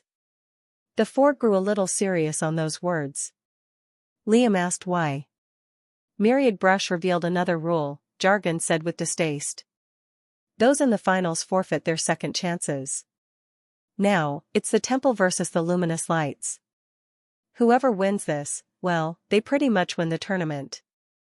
The others don't have nearly as many points as us. They'll more likely forfeit to save some face and ally with the victor. Jargon's knowledge of political knowledge was pretty astounding. The others nodded in agreement with him. Moyong family. A light-only clan, eh? Who's my next opponent? Liam asked, a trace of caution in his tone. What was it? Another Zenith? A sect leader? Maybe two? The four shared a look among one another, then shrugged. I don't know how, but this one was pretty normal compared to the other crazy opponents you've had. It's that silver-haired girl, Ruth said. What was her name again? Something, Light? Twilight, Maeve corrected with a nod. Liam blinked. Well, that was unexpected. Then, Liam realized why. His deformity. Liam's deformed arm reduced his prowess significantly. The matchmaker took that into account somehow. Without this lump of flesh on his right arm, he'd probably face the North Star for all he knew. But all that did was make his life difficult in a roundabout way. Liam still had to fight tooth and nail to defeat the girl. But, at the very least, she was the same power level as him. Well, not really. She was in the liquid stage. An oval bin. That was a pretty big deal for someone's strength and prowess. Not to mention, Liam would have to fight with a deformed arm if he didn't find a way to heal it. The elders must have tried fixing it and couldn't. The problem isn't that it's a wound. It's literally one with my body. I'll need to practice some more with transfiguration and my blood shadow. Hopefully that won't change the matchup once more. Anything else? Liam asked. He wanted to practice with transfiguration and his Ashura form straight away. Yeah. Ucladd told us to fetch you once you're awake, Ruth said. He's waiting for you at the peak of the pyramid. After a few more back and forths, the four went their own ways, and Liam ran through more than 20 corridors to arrive at Ucladd's dwelling. When he did, he pushed the doors to the hall wide open, and saw Ucladd cultivating with his shadows. You called? Liam asked with a raised brow. For some reason, the Unforgiven's aura was slightly weaker than before. And a little bit dimmer, too. We need to have a talk, the Unforgiven said, opening his eyes for the first time. They were solemn. Liam raised his brow. Ucladd sighed heavily, opening his mouth, hesitating for a moment, before speaking. I'm dying. Liam blinked. You're what? Liam's words were filled with shock, his mind racing. Dying. Ucladd's face was resolute for some reason. As if he'd already accepted his death with open arms. How? Liam questioned with a slightly angry tone. Aren't you a powerful Zenith? Can't you slow your death some way or the other? I have been slowing it down. This isn't anything new, Ucladd responded with a low voice. Ucladd sighed again. I've been dying for a while now. Back when I just advanced, I got a little careless and did things the wrong way. I was always sickly, you see. My latest stunt just expedited things. Though, it's not like I'm gonna die so soon. I'm pretty sure there's still a few years in me. The fruit won't do much. In fact, it'll probably quicken my death. Liam's eyes narrowed. All this time? What was the point of all of this, then? Why was he fighting in this tournament? For what? Liam grimaced angrily.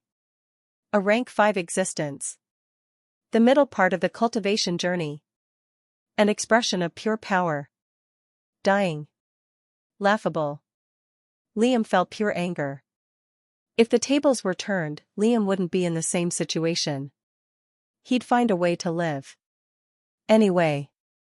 No matter the means. If Liam had to slaughter his entire clan, he'd do it just for another day. Power was the motivation. Survival was the goal. But Yusin chose the former over the latter. He simply fought and hid it. For some reason, Liam felt anger at Yusin. His existence clouded the meaning of power to Liam. If Liam indeed got to the celestial ranks, was that it? So much power and a deathly sickness was the conclusion he arrived at. Would Liam suffer the same? The others don't know, Yusin said with a solemn voice. I couldn't tell them. And you're telling me? I don't even share the same views as your clan, Liam frowned, his tone a little more distant than usual. Yusin sighed for the 4th time. Despite the disrespect in Liam's tone and words, he didn't hold it against him. Because you're the only one I can ask this of, Yusin said, his piercing gaze locked with Liam's own. You and I are much more similar than you think. Both in mindset and life. You're vengeful, but it's not what drives you the most. Liam felt a bit of pressure on his mental sphere, but it was more of a firm press. I need you to carry on my mission after I die, Yusin said with a heavy voice, but his words were heavier. My rage. My hatred. My revenge. Death is near, but I do not know when it's coming. Yusin's gaze turned hard, and Liam felt like the next words were going to be heaviest yet. But once it comes, I want you to lead. Chapter 298 Lead. Absolutely not. I don't even share your clan's ideals, and you want me to lead more than 10,000 of your people? Liam's firm denial was instantaneous. A leader? Liam Royce? Huh. No way. Liam wasn't a bad leader. Case in point, his expedition into the Corson lands, which was a staggering success under his leadership. In fact, Liam was a pretty damn good leader. But that wasn't the problem. Liam saw his underlings more like expendable assets than human beings. But it looked like Yusin expected his answer. He scoffed, but it sounded more friendly than malicious. An even mix of both. You didn't hear my offer first. Silence. Liam's face remained stern. But he supposed he could spare a minute or two to hear this offer. That's what I thought, Yusin snorted, but then heaved another tired breath. This was a heavy topic for both of them. When we win this tournament, I'll devour the fruit, Yusin said. It'll quicken my death, I know it will. But it'll give me a massive surge of power and maybe push me to the 6th rank. When that happens, I'll be able to find you a bunch of rank 4 rank 5 cultivators to devour. A good supply. A total of 15 to 20 rank 5s. Maybe. But then, I'll die myself. And when that happens, you can devour my corpse, too. Silence. Nov/LB, 1N. That was an extremely good offer. It was one of the issues Liam had, finding powerful enough bodies to devour and expand his strength with. Not to mention a rank 6 cultivator's body. Who knew how powerful that was? Or if Liam could eat something like that. If Liam indeed put his hands on that, then the deal would no doubt be worth it. But it depended on Yusin's ability to actually become a powerhouse. With all these risks involved, was it really worth it? Ordering so many numbers around, leading an entire clan, taking on responsibilities. Clans lasted years and years. This was no small decision. And if Liam gave his word, he would have to keep it. As wretched and wicked as he was, it was an unspoken rule he, and almost all cultivators, had. Unless, of course, Liam was being taken advantage of. In that case, one's word didn't matter. So, even after Yusin died, he couldn't just turn tail and leave the organization to fend for itself. Why me? though. You could have chosen anyone else from the temple and they'd do everything for you, no questions asked, Liam said. Ucladd slightly shook his head. They're not as driven and malicious. I need both. You have plenty. Silence again. Liam's face expressed his inner conflict. Of wanting the fruit's powerful potential. Of not wanting to shoulder so much responsibility. But by the end of it. Fine, Liam said with a bit of reluctance in his voice. I'll be your damn heir. But only if you get me at least 20 rank 5 corpses before you kick the bucket. Ucladd's lips curled into a very subtle smirk, unfazed by Liam's sarcastic comment. Little brat. Liam felt like he'd just signed a suspiciously deceitful contract. What are you going to tell the others? They won't let me lead without your approval, Liam said. When the time comes, we'll get to it. You're already accepted and admired here, Ucladd responded quickly.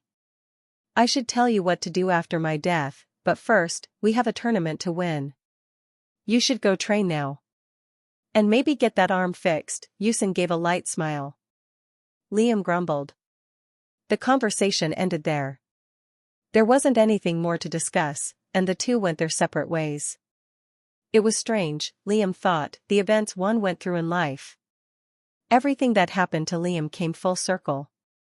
Everyone around him pretty much found a way to die. This, cursed by all thing, was getting pretty accurate.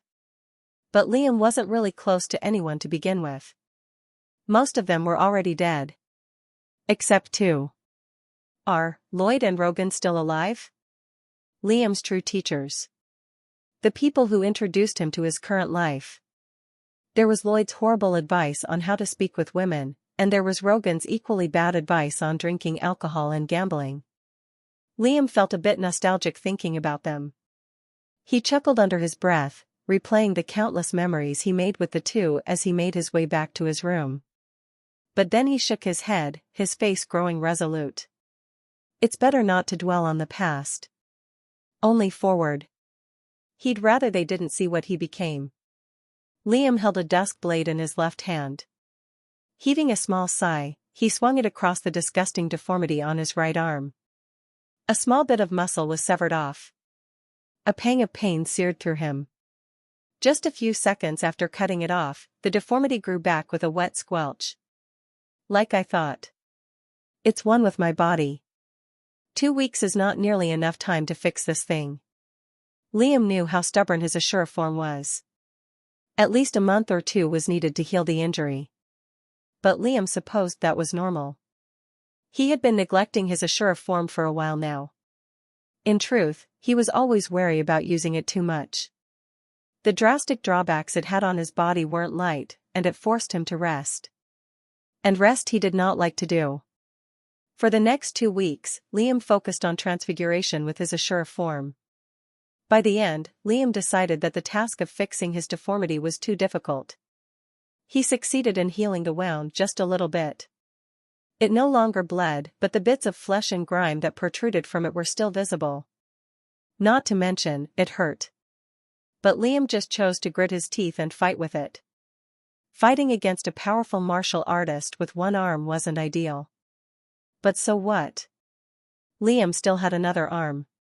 He still had a mouth. He still had 2 legs and his organs. It was enough. Chapter 299 Light and Dark. The final battle. One that determines who was to achieve the rank 6 item, and potentially become a powerhouse. The Temple and the Moyong family. And it was today. Truth be told?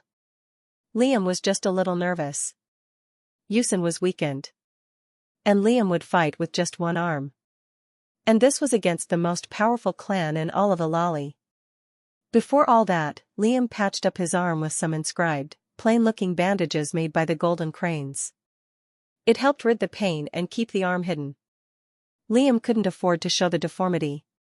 If Twilight focused on his arm, she'd be able to end the fight pretty easily. It was a major weakness, after all. For that exact reason, the bandages were wrapped around his left arm, as well. Liam's fighting style also had to change a bit. In his ring, there were dozens of abyssal needles, parasite worms, and defensive items. I have to avoid getting physical. My blood arts and blood bonds will have to do most of the work. For this fight, Liam would go all out. The atmosphere within the main lands had never been wilder. But not because of excitement, no. Because of anger. The final battle was not going to be broadcasted. Due to the temple's stupid rule, nobody could watch it. This made Aurelian seethe inside. But their pleas were not taken care of. The 7 clans flew above each of their domains. Myriad Brush, Miasma Queen, Cerulean Dragon, Sun Spear, Unmoving Mountain and Felling Wind, had all lost. It was as jargon said. Each of them forfeited their battles to look gracious and save time for the victors. Only North Star and Unforgiven Shadow remained. As their gaze connected, sparks of battle intent lit their narrowed eyes. North Star's real name was Re, which meant light in Aurelian. On the other hand, Ucen meant dark in Aurelian. Light versus dark. Poetic, almost. Liam's gaze connected with Twilight. The woman looked 19 to 20. Maybe a little older than that? Ages were a bit hard to discern when it came to cultivators. Twilight's face was nonchalant. But when her silver eyes connected with Liam's, she expressed subtle disdain. The final battle, Myriad Brush announced with a dramatic voice. If he was bitter about losing, then he didn't show it. The millions who watched went silent. The Temple and the Luminous Light clan will now battle for the miracle fruit. The atmosphere changed. It turned heavy very fast. The only ones not affected by such an air were, ironically, the 4 cultivators who were about to fight with each other. The Temple had 24 points. The Luminous Lights had 21 points. This meant that, in order for the Moyong family to win, they needed to win both fights instead of one. So it's come to this, Ree said with a cold voice. I'm appalled at how far you've come. What's wrong? Ucen said. Scared? Ree laughed tersely with mock. You'll see. When the bickering stopped, Myriad Brush chose to cut in. For the finals, the main fighters must go first, Myriad Brush said. Followed by the secondaries. Liam didn't know why they added that rule, but he shrugged it off. Please choose your rules, Myriad Brush said. Please. Myriad Brush said please. It was obvious he was bootlicking. But no one called him out on it. I won't make a rule if you don't, North Star said to the Unforgiven. What's the point if we don't go all out, right? He smiled. Ucen was silent. Ucen knew where to restrict. As a young child, he had studied the luminous light arts. Together with his brothers and sisters. But that was ages ago, and there was bound to be improvements to it. He might know about the inner world, too. Ucen glanced at Liam from the side, then looked back at his brother. Fine. The same applies to the secondaries, though. Ree shrugged. I don't mind. Please enter the battlefield, Myriad Brush said respectfully. The Unforgiven and North Star did exactly that. Before the isolation barrier was erected, Ucen made a pointing gesture. The monolith lion rumbled and approached him, towering over Ucen's back. Liam hid a laugh as North Star and Twilight's faces twisted to a grimace. They completely forgot about the monolith lion. It was always in the background. N/O, D, E-L, B-I, N. They just assumed Ucen didn't plan on using it with his battles. I'm fighting with this, Ucen said as he flew atop the giant lion's head. North Star shook his head. The two parties created space between each other. The isolation barrier was put up. There was silence. Neither of them said anything. No words needed to be exchanged. The fight began instantly. Ree raised a hand. Little stars started to flicker within the isolation barrier, filling the area with bright light. Ucen made a single sweeping gesture. Spheres of darkness and shadow combined to match each one of those little stars. At the same time, the monolith lion let out an ear-splitting roar, but the shockwaves produced from its throat didn't do much. As they neared North Star, they simply negated and disappeared. Ree waved his hand downward, and the stars turned to streaks that shot towards Usin in a flurry. The spheres of darkness flew upwards to intercept the blinding streaks of light. The forces of light and dark combined, merging together before exploding into a dazzling display of iridescent light. Both the attacks negated each other. Ree repeatedly snapped his fingers. Every time he did, a beam of blinding light would pierce through the air and shoot towards Usin. The lion provided defense against those beams. But as it absorbed attack after attack, it was getting riddled with see-through holes. Usin grew determined. If he dragged it out, he would lose. His core was already damaged, and all Ree needed to do was defend. Instantly, Usin used all the aura in his core to form a myriad of attacks. Volatile spears, arcs of darkness, clouds of noxious gas, tendrils of shadow, and countless others. In an instant, all of it shot towards North Star with incredible speed. However, a blinding shield of light grew around Ree's body, encasing him. One after the other, it absorbed the explosions and attacks.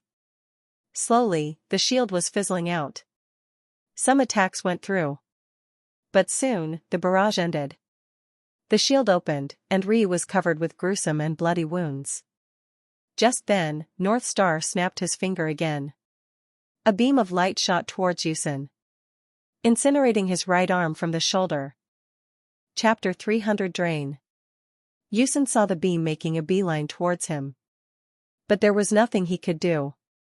There was no energy in his body to dodge, except move his body a little to the right.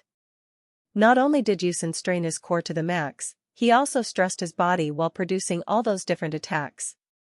And now, he lacked a shoulder. Usin let out a weak sigh, slipping into unconsciousness. North Star wins. Liam patiently stood outside the dome-like isolation barrier. Usin was strong. Although he was weakened, the man possessed so many different methods of fighting that Liam paled in comparison. He was a prodigy in every sense of the word. But North Star wins. Liam's stomach sank. No. He lost? Liam's frown turned into a scowl, which then became a grimace. As the isolation barrier opened, Liam saw a shoulderless Usin covered with wounds, and a gruesome North Star with a broad grin on his face. Damn it! Liam cursed up a storm. He noticed how the 6 clans were instantly relieved of North Star's victory. As long as that maniac didn't win, they were fine with having the Moyon family lead and have another rank 6 in their forces. They were the leaders for the past few centuries, anyway. What people feared was change. And the Unforgiven Shadow intended to bring all of that. But then, the 6 major clans realized something. Their necks slowly creaked towards a specific person. Shadow Demon was still in the game. And he could win it too. As of now, the Moyon family had 26 points. Novel B.1N. The temple had 24. If Liam would, the temple would have 27 points, giving them a win. 1 point. Just 1 point decided the fate of Alali itself. The major clan leaders looked at Liam warily. He was dangerous. Could Twilight win her match? With all those bandages on his body, Shadow Demon must be injured.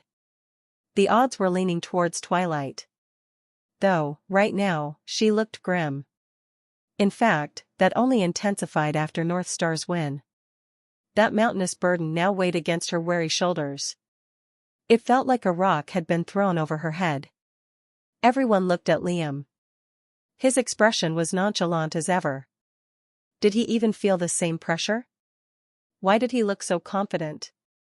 The 6 clans were unnerved. But not just them. Everyone was. A mere mortal causing rank 5 zeniths and thousands of people to feel nervous was not common. Liam's eyes grew chillingly cold. Aren't you going to announce the next fight? Liam asked the myriad, who blinked dumbly. Yes. Yes, I was. Myriad Brush corrected himself with a quiet cough. Twilight and Shadow Demon, he called out. As Usin was carried out by the temple's elders, and Ree had to get his wounds tended to, Liam and Twilight approached the center of the battlefield. Twilight wore a light-made Zanzi pin that tied her long silver hair to a short bun. For some reason, it was inscribed too. Maybe a weapon of some kind? The floor below the two cleaned itself of any blood or grime. Yusin's arm included. Twilight said nothing as she stared Liam down. Liam did the same. Under more than 1,000,000 eyes. So, Twilight uttered her first words. They were inaudible to anyone else. "You're that Aquarian, aren't you? Don't make small talk." "You're horrible at it," Liam said with a dismissive voice, before giving the myriad a glance. "You can put up the barrier now." Twilight grumbled in anger, preparing to curse, but deciding against it. "Please prepare."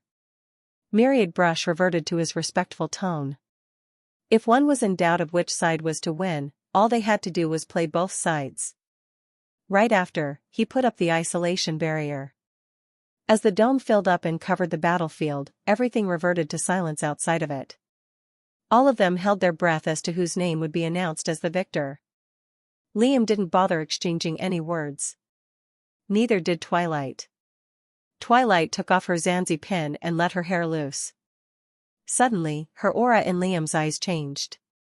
Instead of the usual bright light surrounding her, one half of it was now darkness. Liam scowled. A dual elementalist. Not to mention, one of the two rarest elements. Elements could combine and create something new entirely. But that something depended on what element came first. For example, wind and water could produce ice. But its counterpart could produce lightning. Liam's dual element was a bit different. His chaos and darkness would never mix, no matter how hard he tried. Chaos repelled literally space itself. And, in the first place, chaos originated from the chaos pearl, and his darkness came from the core. Thus, Liam didn't know what combining the two could make. That was a separate project.